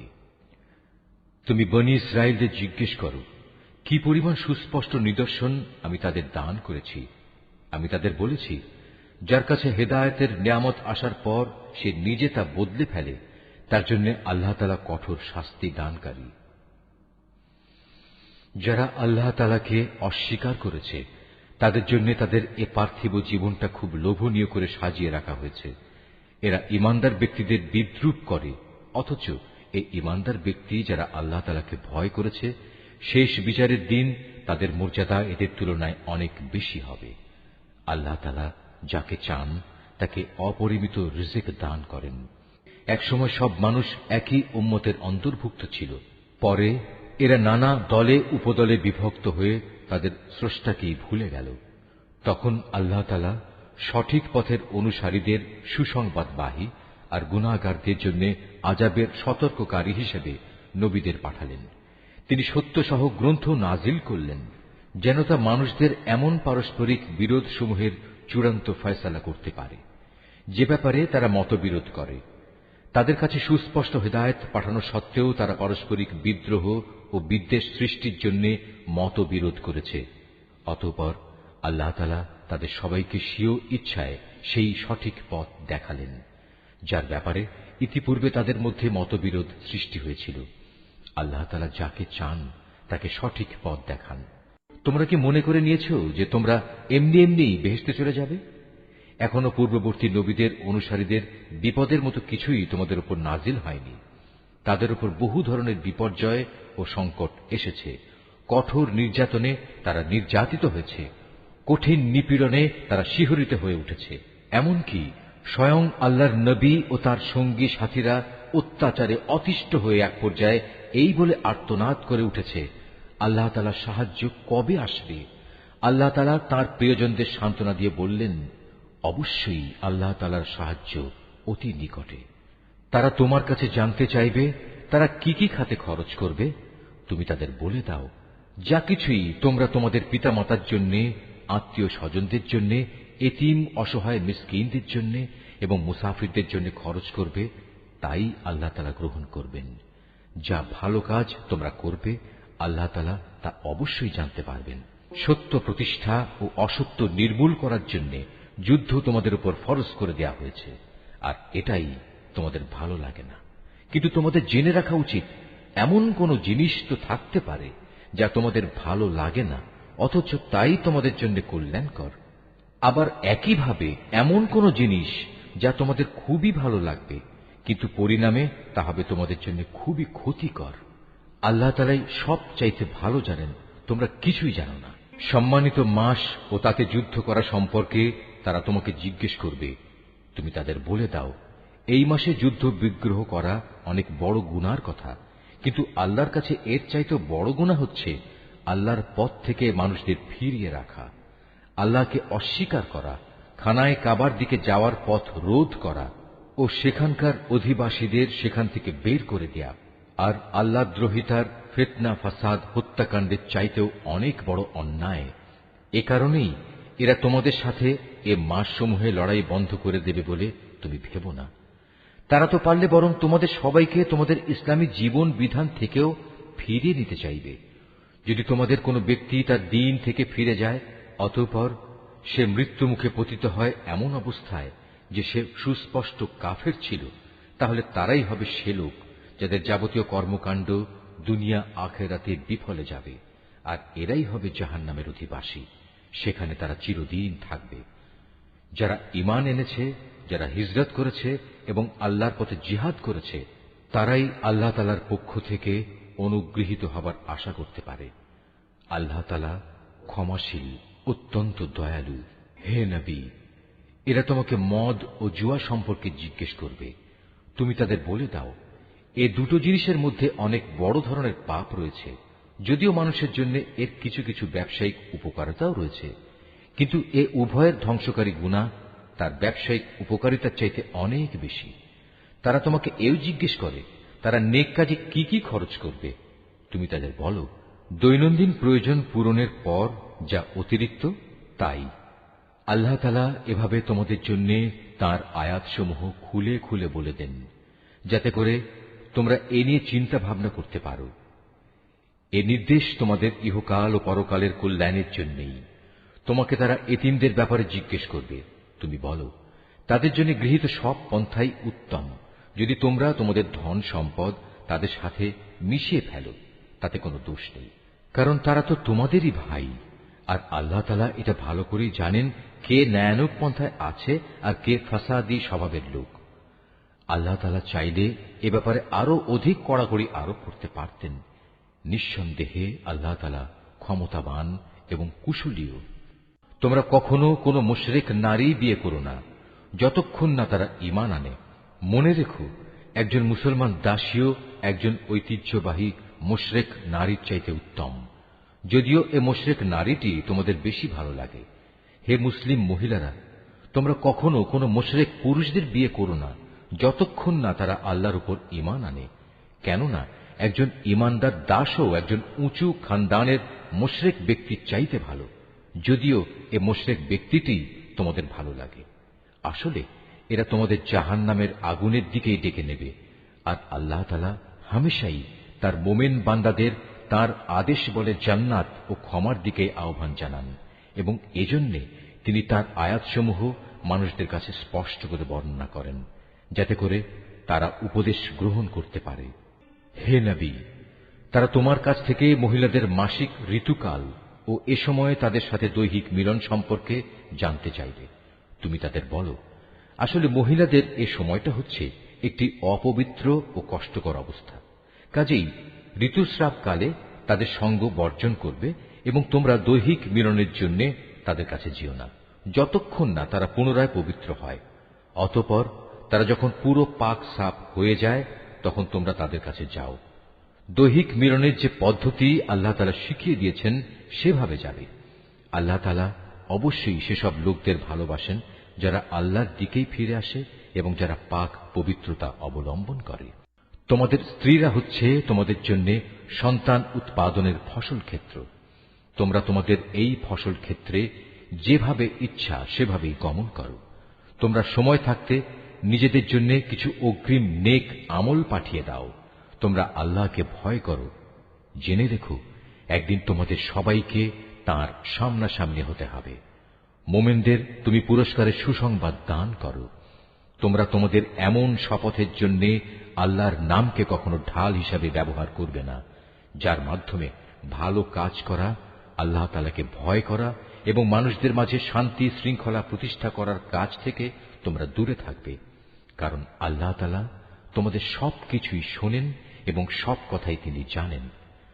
আল্লাহ তাআলা তোমাদের নিরর্থক শপথের জন্য কখনো পাকড়াও করবেন না, তবে তিনি অবশ্যই সেসব শপথের ব্যাপারে তোমাদের জিজ্ঞাসাবাদ করবেন, যা তোমরা আন্তরিকভাবে সম্পন্ন করো। বস্তুত আল্লাহ তাআলা বড় ক্ষমাশীল ও ধৈর্যশীল।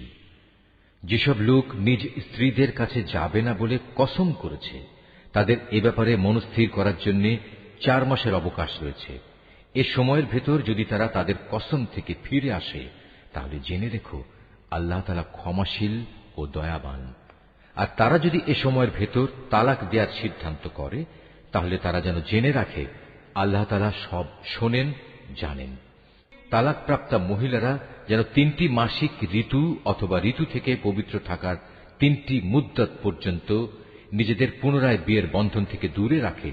তাদের গর্ভে আল্লাহ তাআলা যা কিছু সৃষ্টি করেছেন তা গোপন করা কোনো অবস্থায় তাদের পক্ষে ন্যায়সঙ্গত হবে না, যদি তারা আল্লাহর উপর এবং পরকালের উপর ঈমান আনে।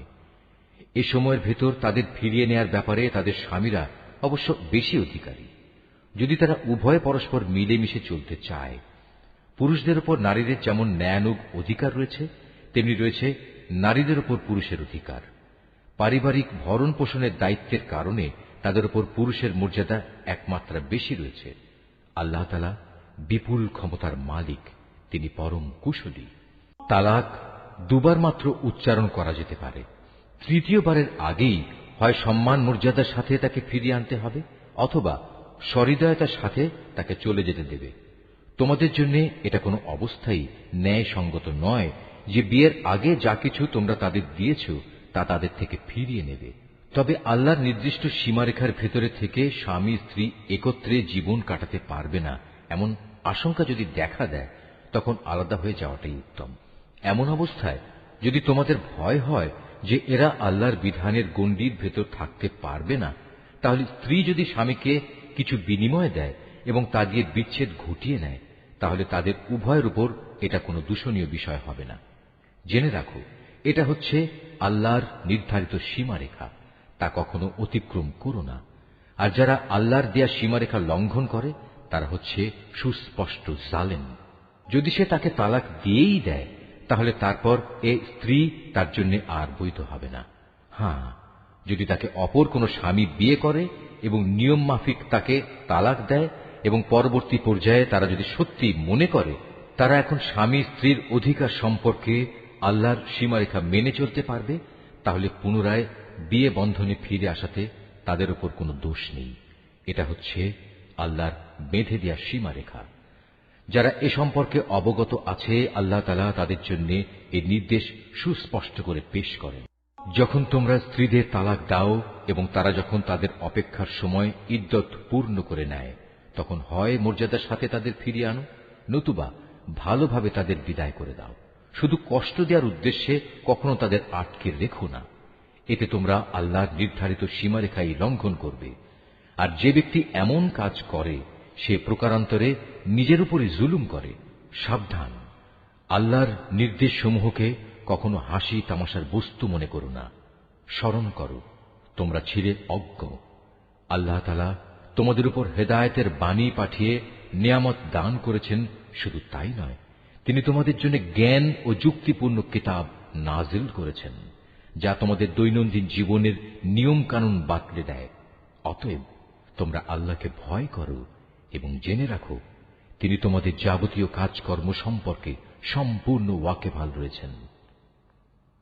যখন তোমরা তোমাদের স্ত্রীদের তালাক দিয়ে দাও, অতঃপর তালাকপ্রাপ্ত স্ত্রীরাও তাদের নির্ধারিত অপেক্ষার সময় ইদ্যত পালন শেষ করে নেয়, তখন তোমরা তাদের পছন্দ মতো স্বামীদের সাথে বিয়ের ব্যাপারে বাধা দিও না। যদি তারা বিয়ের জন্য সম্মানজনকভাবে কোনো ঐক্যমত্যে পৌঁছে থাকে, তোমাদের ভেতর যারা আল্লাহ তাআলা ও পরকালীন জীবনের উপর বিশ্বাস স্থাপন করে তাদের এ আদেশই দেয়া হচ্ছে। মূলত এটা তোমাদের জন্য অধিক সম্মানের এবং অনেক পবিত্র কর্মধারা, কারণ আল্লাহ তাআলা জানেন তোমরা কিছুই জানো না। মায়েদের পুরো 2 বছরই সন্তানকে বুকের দুধ খাওয়ানো উচিত। এ নিয়ম তার জন্যে যে চায় সন্তানের দুধ খাওয়ানো পুরো মাত্রায় আদায় করুক। সন্তানের পিতা দুধ খাওয়ানোর জন্য মায়েদের সম্মানজনক ভরণ পোষণ সুনিশ্চিত করবে। কোন ব্যক্তির উপর তার সাধ্যাতীত বোঝা চাপিয়ে দেওয়া যাবে না। পিতার সঙ্গতির কথা ভাবতে গিয়ে দেখতে হবে মায়েরাও যেন আবার নিজ সন্তান নিয়ে বেশি কষ্টে না পড়ে যায়, এবং পিতাকেও যেন সন্তান জন্ম দেওয়ার কারণে অযথা কষ্টে পড়ে যেতে না হয়, সেটাও খেয়াল রাখতে হবে। সন্তানের পিতার অবর্তমানে তার উত্তরাধিকারীদের উপর সন্তানের জন্মদাত্রী মায়ের অধিকার এভাবেই বহাল থাকবে। তবে কোন পর্যায়ে পিতামাতা যদি পারস্পরিক সম্মতি ও পরামর্শের ভিত্তিতে আগেভাগেই সন্তানের দুধ ছাড়িয়ে নিতে চায়, তাতেও তাদের উপর কোনো দোষের কিছু নেই। তোমরা যদি নিজেদের বদলে অন্য কাউকে সন্তানের দুধ খাওয়ানোর জন্য নিয়োগ করতে চাও এবং যদি দুগ্ধদাত্রীর পাওনা যথাযথভাবে বুঝিয়ে দেওয়া হয়, তাতেও কোনো গুনাহ নেই। সর্বাবস্থায় আল্লাহ তাআলাকে ভয় করো এবং জেনে রেখো, তোমরা যা কিছুই করো আল্লাহ তাআলা তার সব কিছুই দেখতে পান। তোমাদের মধ্যে যারা মৃত্যু মুখে পতিত হয় এবং তারা যদি তাদের স্ত্রীদের জীবিত রেখে যায়, সে অবস্থায় স্ত্রীরা যদি বিয়ে করতে চায়, তাহলে তারা তাদের নিজেদের 4 মাস 10 দিন পর্যন্ত সময় বিয়ে থেকে বিরত থাকবে। অপেক্ষার এ সময়টুকু যখন তারা পূরণ করে নেবে, তখন নিজেদের বিয়ের ব্যাপারে তারা ন্যায়ানুগ পন্থায় যা ইচ্ছা তাই করতে পারবে, এবং এ বিষয়টিতে তাদের উপর কোনো গুনাহ নেই। মূলত তোমরা যে যাই করো না কেন, আল্লাহ তাআলা সব কাজেরই খবর রাখেন। এমনকি সে অপেক্ষার সময় শেষ হওয়ার আগেও তোমরা কেউ যদি তাকে বিয়ে করার জন্য পয়গাম পাঠাও, কিংবা তেমন কোনো ইচ্ছা যদি তোমরা নিজেদের মনের ভেতর লুকিয়েও রাখো, তাতেও তোমাদের উপর কোনো দোষ নেই। কেননা আল্লাহ তাআলা এটা ভালো করেই জানেন, তাদের কথা অবশ্যই তোমরা বারবার মনে করবে। কিন্তু সাবধান, আড়ালে আপনাদের থেকে গোপনে তাদের বিয়ের কোনো প্রতিশ্রুতি দিও না। তাদের সাথে কখনো তোমাদের কথা বলতে হলে তা বলবে সম্মানজনক পন্থায়। আর ইদ্দত অপেক্ষার শরীয়ত সম্মত সময় শেষ হবার আগে কখনো তার সাথে বিয়ের সংকল্প করো না। জেনে রেখো, তোমাদের মনের সব ইচ্ছা অভিসন্ধির কথা কিন্তু আল্লাহ তাআলা ভালো করেই জানেন। অতএব তোমরা একমাত্র তাঁর থেকেই সতর্ক হও এবং একথাও জেনে রেখো, আল্লাহ তাআলা অত্যন্ত ধৈর্যশীল, মহান ক্ষমাশীল।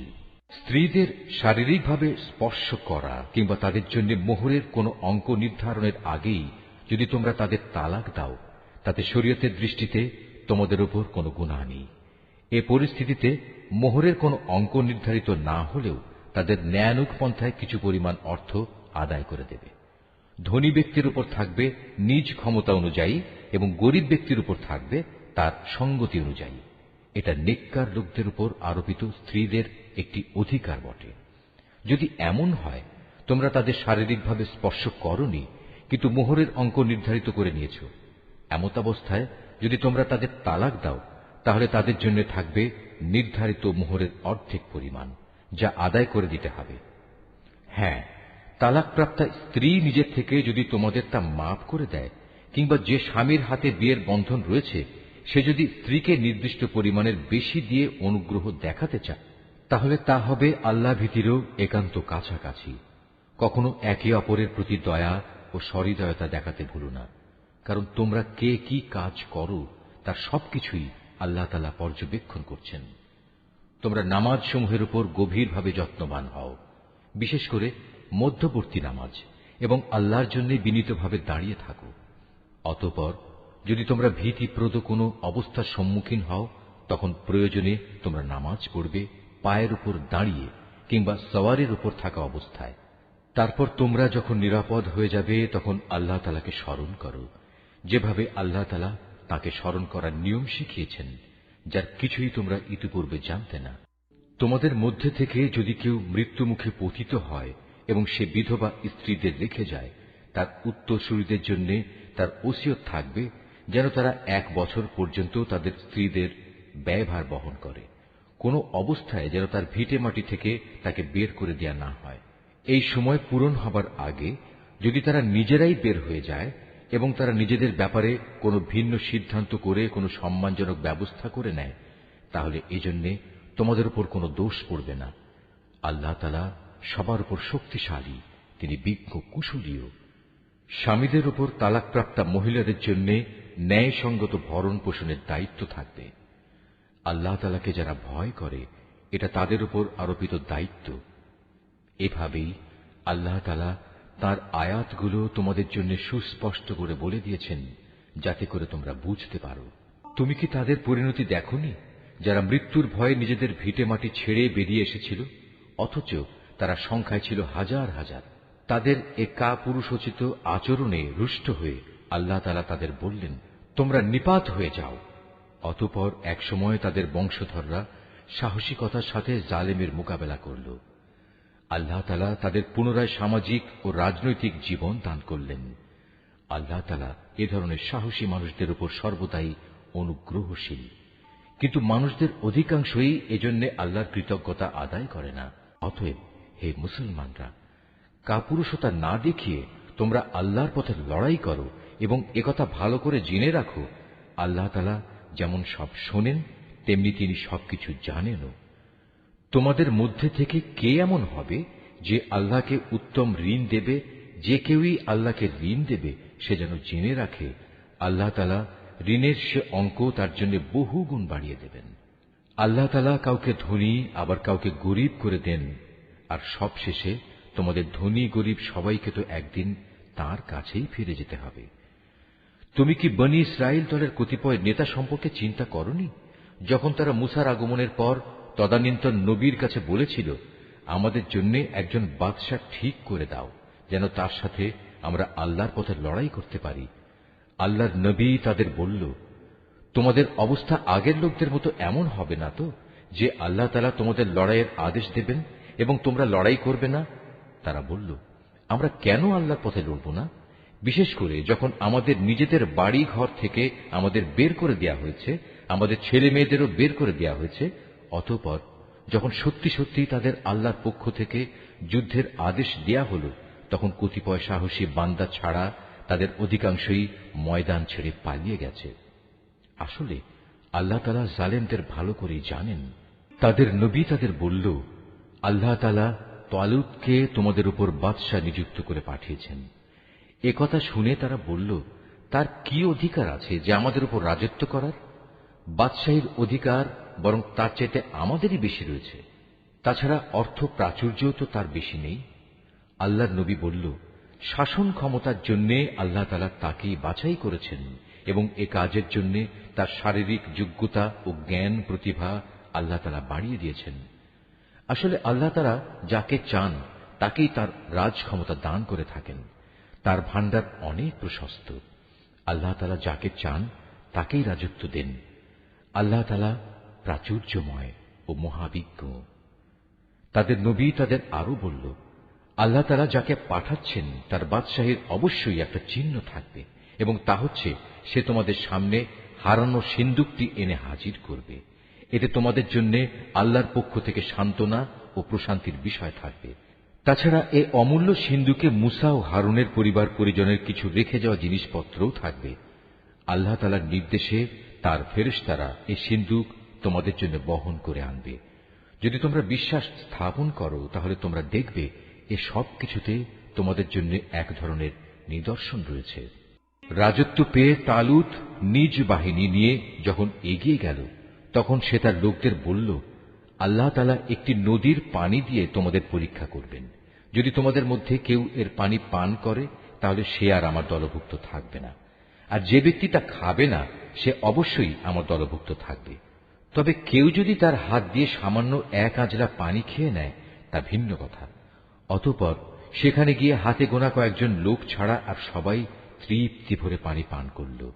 এ কয়জন লোক যারা তার কথায় তার সাথে ঈমান এনেছিল, তারা এবং তালুত যখন নদী পার হয়ে এগিয়ে গেল, তখন তারা নিজেদের দীনতা দেখে বলে উঠল, হে আল্লাহ, আজ জালুত এবং তার বিশাল বাহিনীর মোকাবেলা করার শক্তি আমাদের নেই।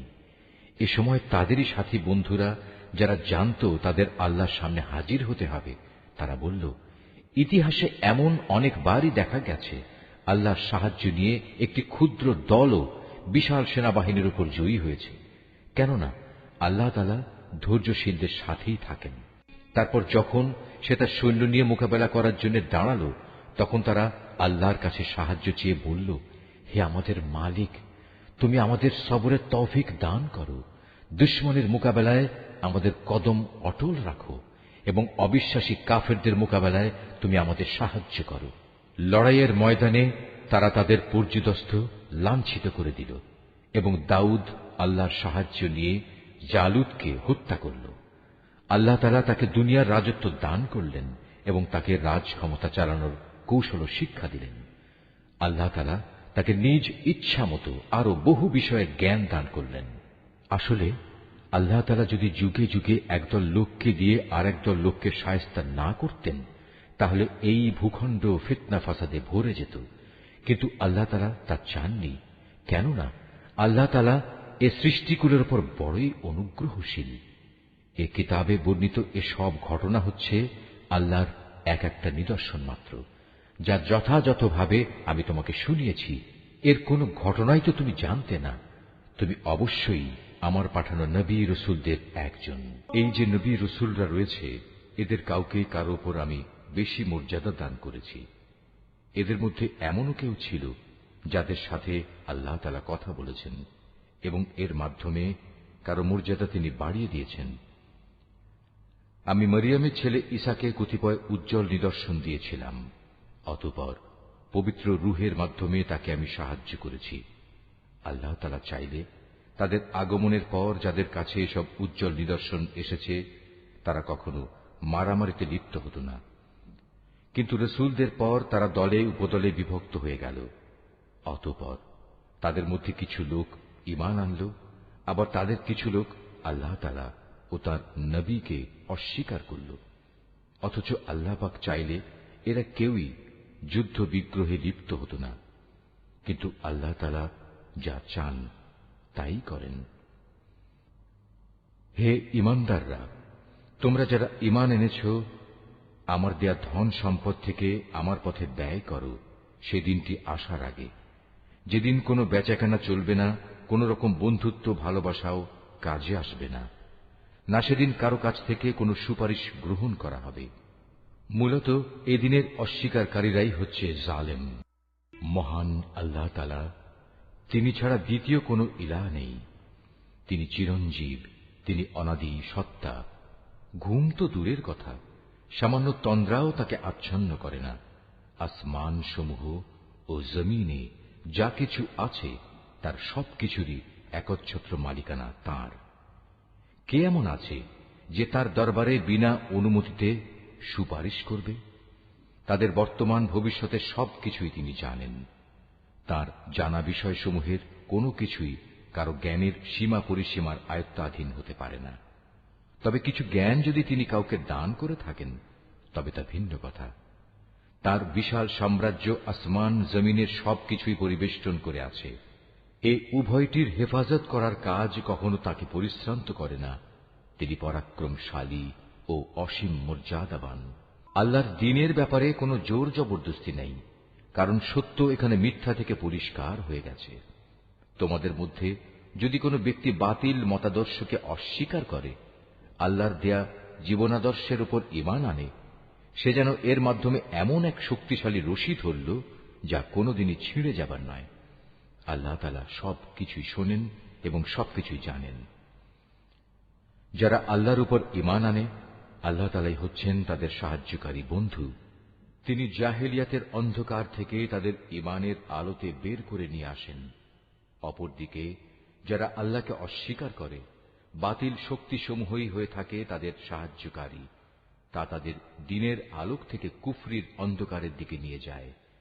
এরাই হচ্ছে প্রকৃতপক্ষে জাহান্নামের অধিবাসী। সেখানে তারা চিরদিন থাকবে। তুমি কি সে ব্যক্তির অবস্থা দেখোনি যে ব্যক্তিকে আল্লাহ তাআলা দুনিয়ার রাষ্ট্র ক্ষমতা দেওয়ার পর সেই ইব্রাহিমের সাথে স্বয়ং মালিকের ব্যাপারে বিতর্কে লিপ্ত হল? বিতর্কের এক পর্যায়ে ইব্রাহিম বলল, আমার মালিক তিনি, যিনি সৃষ্টিকুলকে জীবন দান করেন, মৃত্যু দান করেন। সে বলল, জীবন মৃত্যু তো আমিও দিয়ে থাকি। ইব্রাহিম বলল, আমার আল্লাহ তাআলা পূর্ব দিক থেকে প্রতিদিন সূর্যের উদয় ঘটান। একবার তুমি তা পশ্চিম দিক থেকে বের করে দেখাও তো। এতে সত্য অস্বীকারী ব্যক্তিটি হতভম্ব হয়ে গেল। আসলে আল্লাহ তাআলা জালেম জাতিকে কখনো পথের দিশা দেন না। অথবা ঘটনাটি কি সেই ব্যক্তির মতো যে একটি বস্তির পাশ দিয়ে যাবার সময় যখন দেখল তা বিধ্বস্ত হয়ে আপন অস্তিত্বের উপর মুখ থুবড়ে পড়ে আছে, তখন সে ব্যক্তি বলল, এ মৃত জনপদকে কিভাবে আল্লাহ তাআলা আবার পুনরুজ্জীবন দান করবেন? এক পর্যায়ে আল্লাহ তাআলা সত্যি সত্যি তাকে মৃত্যু দান করলেন এবং এভাবেই তাকে 100 বছর ধরে মৃত ফেলে রাখলেন। অতঃপর তাকে পুনরায় জীবিত করলেন। এবার জিজ্ঞেস করলেন, বলতে পারো তুমি কতকাল মৃত অবস্থায় কাটিয়েছ? সে বলল, আমি একদিন কিংবা একদিনের কিছু অংশ মৃত অবস্থায় কাটিয়েছি। আল্লাহ তাআলা বললেন, বরং এমনি অবস্থায় তুমি 100 বছর কাটিয়ে দিয়েছ। তাকিয়ে দেখো তোমার নিজস্ব খাবার ও পানীয়ের দিকে, দেখবে তা বিন্দুমাত্র পচেনি। তোমার গাধাটির দিকেও দেখো, তাও একই অবস্থায় আছে। আমি এসব এজন্যই দেখালাম যেন আমি তোমাকে মানুষদের জন্য পরকালীন জীবনের একটি জীবন্ত প্রমাণ হিসেবে উপস্থাপন করতে পারি। এই মৃত জীবের হাড় পাঁজরগুলোর দিকে তাকিয়ে দেখো, তুমি নিজেই দেখতে পাবে আমি কিভাবে তা একটার সাথে আরেকটা জোড়া লাগিয়ে নতুন জীবন দিয়েছি। অতঃপর কিভাবে তাকে আমি গোশতের পোশাক পরিয়ে দিয়েছি। অতএব এভাবে আল্লাহর দেখানো এ বিষয়টি যখন তার কাছে পরিষ্কার হয়ে গেল, তখন সে বলে উঠল, আমি এটা জানি, অবশ্যই আল্লাহ তাআলা সব কিছুর উপর ক্ষমতাবান। আরো স্মরণ করো যখন ইব্রাহিম বলল, হে মালিক, মৃতকে তুমি কিভাবে পুনরায় জীবিত করো তা আমাকে একটু দেখিয়ে দাও। আল্লাহ তাআলা বললেন, কেন, না দেখে কি তুমি বিশ্বাস করো না? ইব্রাহিম বলল, হ্যাঁ প্রভু, আমি বিশ্বাস করি। কিন্তু এর দ্বারা আমার মন একটু সান্ত্বনা পাবে, এই যা। আল্লাহ তাআলা বললেন, তুমি বরং এক কাজ করো, 4টি পাখি ধরে আনো, অতঃপর আস্তে আস্তে এই পাখিগুলোকে তোমার কাছে পোষ মানিয়ে নাও, যাতে ওদের নাম তোমার কাছে পরিচিত হয়ে যায়। তারপর তাদের শরীর কেটে কয়েক টুকরায় ভাগ করো, তাদের কাটা এক একটি টুকরো এক একটি পাহাড়ের উপর রেখে এসো, অতঃপর ওদের সবার নাম ধরে তুমি ডাকো। দেখবে জীবন্ত পাখিতে পরিণত হয়ে ওরা তোমার কাছে দৌড়ে আসবে। তুমি জেনে রাখো, আল্লাহ তাআলা মহা শক্তিশালী, বিজ্ঞ, কুশলী। যারা নিজেদের ধন সম্পদ আল্লাহ তাআলার পথে খরচ করে, তাদের উদাহরণ হচ্ছে একটি বীজের মতো, যে বীজটি বপন করার পর তা থেকে একে একে 7টি শীষ বেরুল, আবার এর প্রতিটি শীষে রয়েছে 100 শস্য দানা। আসলে আল্লাহ তাআলা যাকে চান তাকে বহু গুণ বৃদ্ধি করে দেন। আল্লাহ তাআলা অনেক প্রশস্ত, অনেক বিজ্ঞ। যারা আল্লাহ তাআলার পথে নিজেদের ধন সম্পদ ব্যয় করে এবং ব্যয় করে তা প্রচার করে বেড়ায় না, খোঁটা দেয় না এবং কষ্টও দেয় না, এজন্য তাদের মালিকদের কাছে তাদের জন্য পুরস্কার সংরক্ষিত রয়েছে। শেষ বিচারের দিন এদের কোনো ভয় নেই, তাদের সেদিন দুশ্চিন্তাগ্রস্ত হতে হবে না। একটুখানি সুন্দর কথা বলা এবং উদারতা দেখিয়ে ক্ষমা করে দেয়া সেই দানের চাইতে অনেক ভালো। যে দানের পরিণামে কষ্টই আসে, আল্লাহ তাআলা কারোরই মুখাপেক্ষী নন, তিনি পরম ধৈর্যশীলও বটে। হে ঈমানদার বান্দারা, তোমরা উপকারের খোঁটা দিয়ে এবং অনুগৃহীত ব্যক্তিকে কষ্ট দিয়ে তোমাদের দান সদকা বরবাদ করে দিও না, ঠিক সেই হতভাগ্য ব্যক্তির মতো যে শুধু লোক দেখানোর উদ্দেশ্যে দান করে, সে আল্লাহ তাআলা ও পরকালের উপর বিশ্বাস করে না। তার দানের উদাহরণ হচ্ছে যেন একটি মসৃণ শিলাখণ্ডের উপর কিছু মাটির আবরণ পড়ল, সেখানে মুষলধারে বৃষ্টিপাত হল, অতঃপর তা পাথরটিকে শক্ত করিয়ে রেখে গেল। দান খয়রাত করে তারা যা কিছু অর্জন করল, তা দিয়ে তারা কিছুই করতে পারল না। আর যারা আল্লাহকে বিশ্বাস করে না, আল্লাহ তাআলা তাদের কখনো সঠিক পথ দেখান না। অপরদিকে যারা আল্লাহ তাআলার সন্তুষ্টির জন্য এবং নিজেদের মানসিক অবস্থা আল্লাহর পথে সুদৃঢ় রাখার জন্য নিজেদের ধন সম্পদ ব্যয় করে, তাদের উদাহরণ হচ্ছে যেন তা কোনো উঁচু পাহাড়ের উপত্যকায় একটি সুসজ্জিত ফসলের বাগান। যদি সেখানে প্রবল বৃষ্টিপাত হয়, তাহলে ফসলের পরিমাণ দ্বিগুণ হয়, আর প্রবল বৃষ্টিপাত না হলেও বৃষ্টির শিশির বিন্দুগুলোই ফসলের জন্য যথেষ্ট হয়। আল্লাহ তাআলা ভালো করে পর্যবেক্ষণ করেন তোমরা কে কি কাজ করো।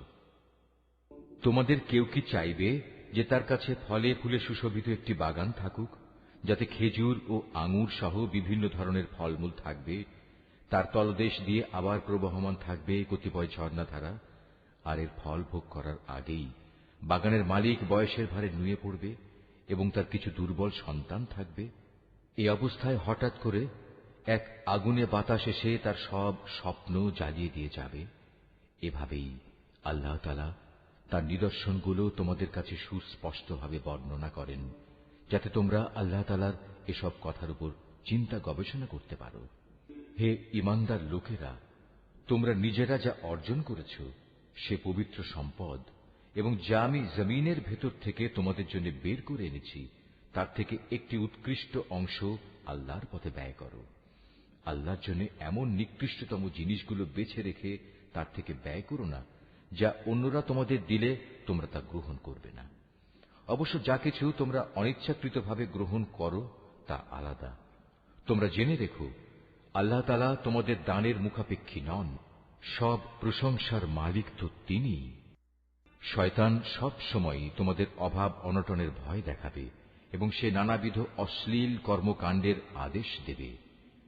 আর আল্লাহ তাআলা তোমাদের তাঁর কাছ থেকে অসীম বরকত ও ক্ষমার প্রতিশ্রুতি দিচ্ছেন এবং সেদিকেই তিনি তোমাদের ডাকছেন। আল্লাহ তাআলা প্রাচুর্যময় ও সম্যক অবগত। আল্লাহ তাআলা যাকে চান তাকে একান্তভাবে তাঁর পক্ষ থেকে বিশেষ জ্ঞান দান করেন, আর যে ব্যক্তিকে আল্লাহ তাআলার সেই বিশেষ জ্ঞান দেওয়া হল, সে যেন মনে করে তাকে প্রচুর কল্যাণ দান করা হয়েছে। আর প্রজ্ঞা সম্পন্ন ব্যক্তি ছাড়া আল্লাহর এসব কথা থেকে অন্য কেউ কোনো শিক্ষাই গ্রহণ করতে পারে না। তোমরা যা কিছু খরচ করো আর যা কিছু খরচ করার জন্য মানত করো, আল্লাহ তাআলা অবশ্যই তা ভালো করেই জানেন। জালেমদের আসলেই কোনো সাহায্যকারী নেই। আল্লাহ তাআলা সন্তুষ্টির জন্য তোমরা যা কিছু দান করো তা যদি প্রকাশ্যভাবে মানুষদের সামনে করো তা ভালো কথা, তাতে কোনো দোষ নেই। তবে যদি তোমরা তা মানুষদের কাছে গোপন রাখো এবং চুপে চুপে অসহায়দের দিয়ে দাও, তা হবে তোমাদের জন্য উত্তম। এ দানের কারণে আল্লাহ তাআলা তোমাদের বহুবিধ গুনাহ খাতা মুছে দেবেন। আর তোমরা যাই করো না কেন, আল্লাহ তাআলা সবকিছু সম্পর্কে ওয়াকিবহাল রয়েছেন। যারা তোমার কথা শোনে না, তাদের হেদায়েতের দায়িত্ব তোমার উপর নয়, তবে আল্লাহ তাআলা যাকে চান তাকেই সঠিক পথ দেখান। তোমরা যা দান সদকা করো এটা তোমাদের জন্য কল্যাণকর, কারণ তোমরা তো এজন্যই খরচ করো যেন আল্লাহর সন্তুষ্টি অর্জন করতে পারো। তোমরা আজ যা কিছু দান করবে, আগামীকাল তার পুরোপুরি পুরস্কার তোমাদের আদায় করে দেয়া হবে। সেদিন তোমাদের উপর কোন রকম জুলুম করা হবে না। দান সদকা তো তোমাদের মাঝে এমন কিছু গরিব মানুষের জন্য যারা আল্লাহর পথে এমন ভাবে ব্যাপৃত, যারা নিজেদের জন্য জমিনের বুকে চেষ্টা সাধনা করতে পারে না, আত্মসম্মান বোধের কারণে কিছু চায় না বলে অজ্ঞ মূর্খ লোকেরা এদের মনে করে এরা বুঝি সচ্ছল। কিন্তু তুমি এদের বাহ্যিক চেহারা দেখেই এদের সঠিক অবস্থা বুঝে নিতে পারো। এরা মানুষদের কাছ থেকে কাকুতি মিনতি করে ভিক্ষা করতে পারে না। তোমরা যা কিছুই খরচ করবে, আল্লাহ তাআলা তার যথার্থ বিনিময় দেবেন, কারণ তিনি সবকিছুই দেখেন। যারা দিনরাত প্রকাশ্যে ও সঙ্গোপনে নিজেদের মাল সম্পদ ব্যয় করে, তাদের মালিকের দরবারে তাদের এ দানের প্রতিফল সুরক্ষিত রয়েছে। তাদের উপর কোন রকম ভয়ভীতি থাকবে না, তারা চিন্তিতও হবে না। যারা সুদ খায় তারা মাথা উঁচু করে দাঁড়াতে পারবে না, দাঁড়ালেও তার দাঁড়ানো হবে সে ব্যক্তির মতো যাকে শয়তান নিজস্ব পরশ দিয়ে দুনিয়ার লোভ লালসায় মোহাচ্ছন্ন করে রেখেছে। এটা এই কারণে যেহেতু এরা বলে ব্যবসা বাণিজ্য তো সুদের মতোই একটা কারবারের নাম, অথচ আল্লাহ তাআলা ব্যবসা হালাল করেছেন এবং সুদকে হারাম করেছেন। তাই তোমাদের যার যার কাছে তার মালিকের পক্ষ থেকে সুদ সংক্রান্ত এই উপদেশ পৌঁছেছে, সে অতঃপর সুদের কারবার থেকে বিরত থাকবে। আগে এ আদেশ আসা পর্যন্ত যে সুদ সে খেয়েছে তা তো তার জন্য অতিবাহিত হয়েই গেছে। তার ব্যাপার একান্তই আল্লাহ তাআলার সিদ্ধান্তের উপর। কিন্তু এরপর যে ব্যক্তি আবার সুদী কারবারে ফিরে আসবে, তারা অবশ্যই জাহান্নামের অধিবাসী হবে, সেখানে তারা চিরদিন থাকবে। আল্লাহ তাআলা সুদ নিশ্চিহ্ন করেন, অপরদিকে দান সৎকার পবিত্র কাজকে তিনি উত্তরোত্তর বৃদ্ধি করেন। আল্লাহ তাআলা তার নিয়ামতের প্রতি অকৃতজ্ঞ পাপিষ্ঠ ব্যক্তিদের কখনো পছন্দ করেন না। তবে যারা সত্যিকার অর্থে আল্লাহ তাআলার উপর ঈমান এনেছে এবং ভালো কাজ করেছে, নামাজ প্রতিষ্ঠা করেছে, যাকাত আদায় করেছে, তাদের সেদিন কোনো ভয় থাকবে না, তারা সেদিন চিন্তিতও হবে না। হে ঈমানদার লোকেরা, তোমরা সুদের ব্যাপারে আল্লাহকে ভয় করো। আগের সুদী কারবারের যেসব বকেয়া আছে তোমরা তা ছেড়ে দাও, যদি সত্যিই তোমরা আল্লাহর উপর ঈমান আনো। যদি তোমরা এমনটি না করো, তাহলে অতঃপর আল্লাহ তাআলা ও তাঁর রাসূলের পক্ষ থেকে তোমাদের বিরুদ্ধে যুদ্ধের ঘোষণা থাকবে। আর যদি এখনো তোমরা আল্লাহর দিকে ফিরে আসো, তাহলে তোমরা তোমাদের মূলধন ফিরে পাবার অধিকারী হবে। সুদী কারবার দ্বারা অন্যের উপর জুলুম করো না, তোমাদের উপরও অতঃপর সুদের জুলুম করা হবে না। সে ঋণ গ্রহীতা ব্যক্তি কখনো যদি অভাবগ্রস্ত হয়ে পড়ে, তাহলে তার উপর চাপ দিও না, বরং তার সচ্ছলতা ফিরে আসা পর্যন্ত তাকে অবকাশ দাও। আর যদি তা মাফ করে দাও, তাহলে তা হবে তোমাদের জন্য অতি উত্তম কাজ। যদি তোমরা ভালোভাবে জানো, তাহলে তাই করো। সেদিনটিকে ভয় করো যেদিন তোমাদের সবাইকে আল্লাহর দিকে ফিরিয়ে নেওয়া হবে। সেদিন প্রত্যেক মানব সন্তানকে জীবনভর কামাই করা পাপ পুণ্যের পুরোপুরি ফলাফল দিয়ে দেয়া হবে। কারো উপর সেদিন কোনো ধরনের জুলুম করা হবে না। হে ঈমানদার বান্দারা, তোমরা যখন পরস্পরের সাথে নির্দিষ্ট একটি সময়ের জন্য ঋণের চুক্তি করো, তখন তা লিখে রাখো। তোমাদের মধ্যকার যে কোনো একজন লেখক সুবিচারের ভিত্তিতে এ চুক্তিনামা লিখে দেবে। যাকে আল্লাহ তাআলা লেখা শিখিয়েছেন সে যেন কখনো লিখতে অস্বীকৃতি না জানায়। লেখার সময় ঋণ গ্রহীতা লেখককে বলে দেবে কি কি শর্ত সেখানে লিখতে হবে।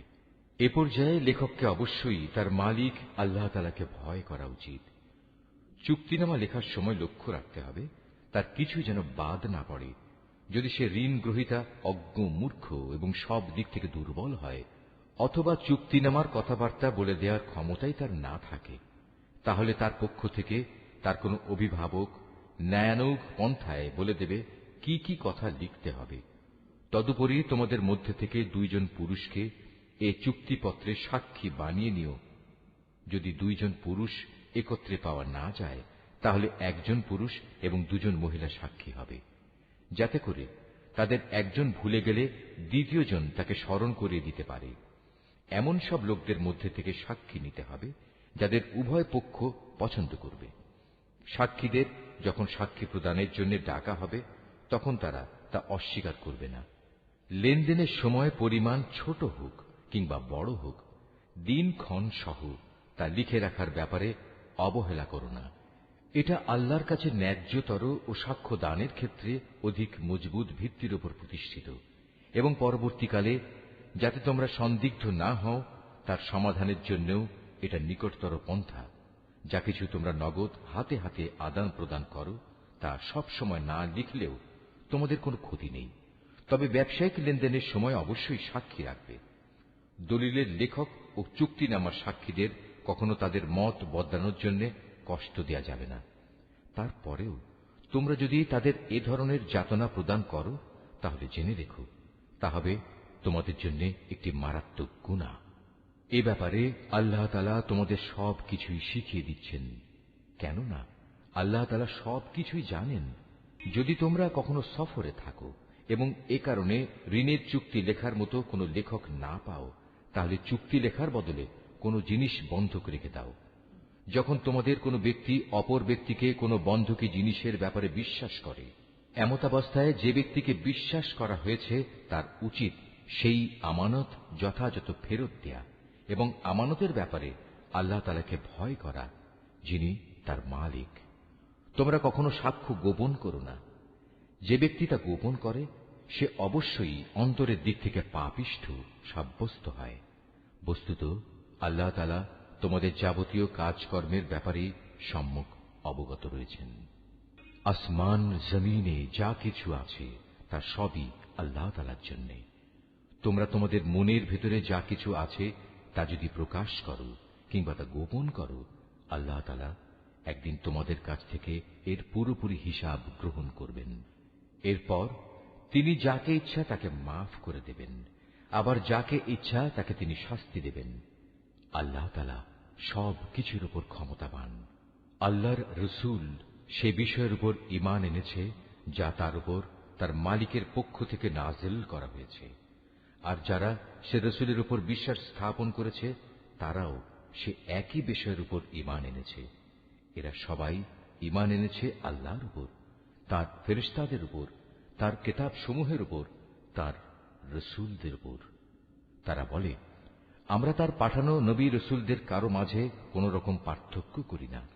আর তারা বলে, আমরা তো আল্লাহর নির্দেশ শুনেছি এবং তা মেনেও নিয়েছি। হে আমাদের মালিক, আমরা তোমার ক্ষমা চাই এবং আমরা জানি আমাদের একদিন তোমার কাছেই ফিরে যেতে হবে।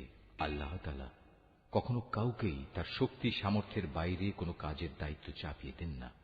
সে ব্যক্তির জন্য ততটুকু বিনিময় রয়েছে যতটুকু সে এ দুনিয়ায় সম্পন্ন করবে, আবার সে যতটুকু মন্দ দুনিয়ায় অর্জন করেছে তার উপর তার ততটুকু শাস্তি পতিত হবে। অতএব হে মোমেন ব্যক্তিরা, তোমরা এই বলে দোয়া করো, হে আমাদের মালিক, যদি আমরা কিছু ভুলে যাই, কোথাও যদি আমরা কোনো ভুল করে বসি, তার জন্য তুমি আমাদের পাকড়াও করো না। হে আমাদের মালিক, আমাদের পূর্ববর্তী জাতিদের উপর যে ধরনের বোঝা তুমি চাপিয়েছিলে তা আমাদের উপর চাপিও না। হে আমাদের মালিক, যে বোঝা বইবার সামর্থ্য আমাদের নেই তা তুমি আমাদের উপর চাপিয়ে দিও না। তুমি আমাদের উপর মেহেরবানি করো, তুমি আমাদের মাফ করে দাও, আমাদের উপর তুমি দয়া করো, তুমি আমাদের একমাত্র আশ্রয় দাতা বন্ধু, অতএব কাফেরদের মোকাবেলায় তুমি আমাদের সাহায্য করো।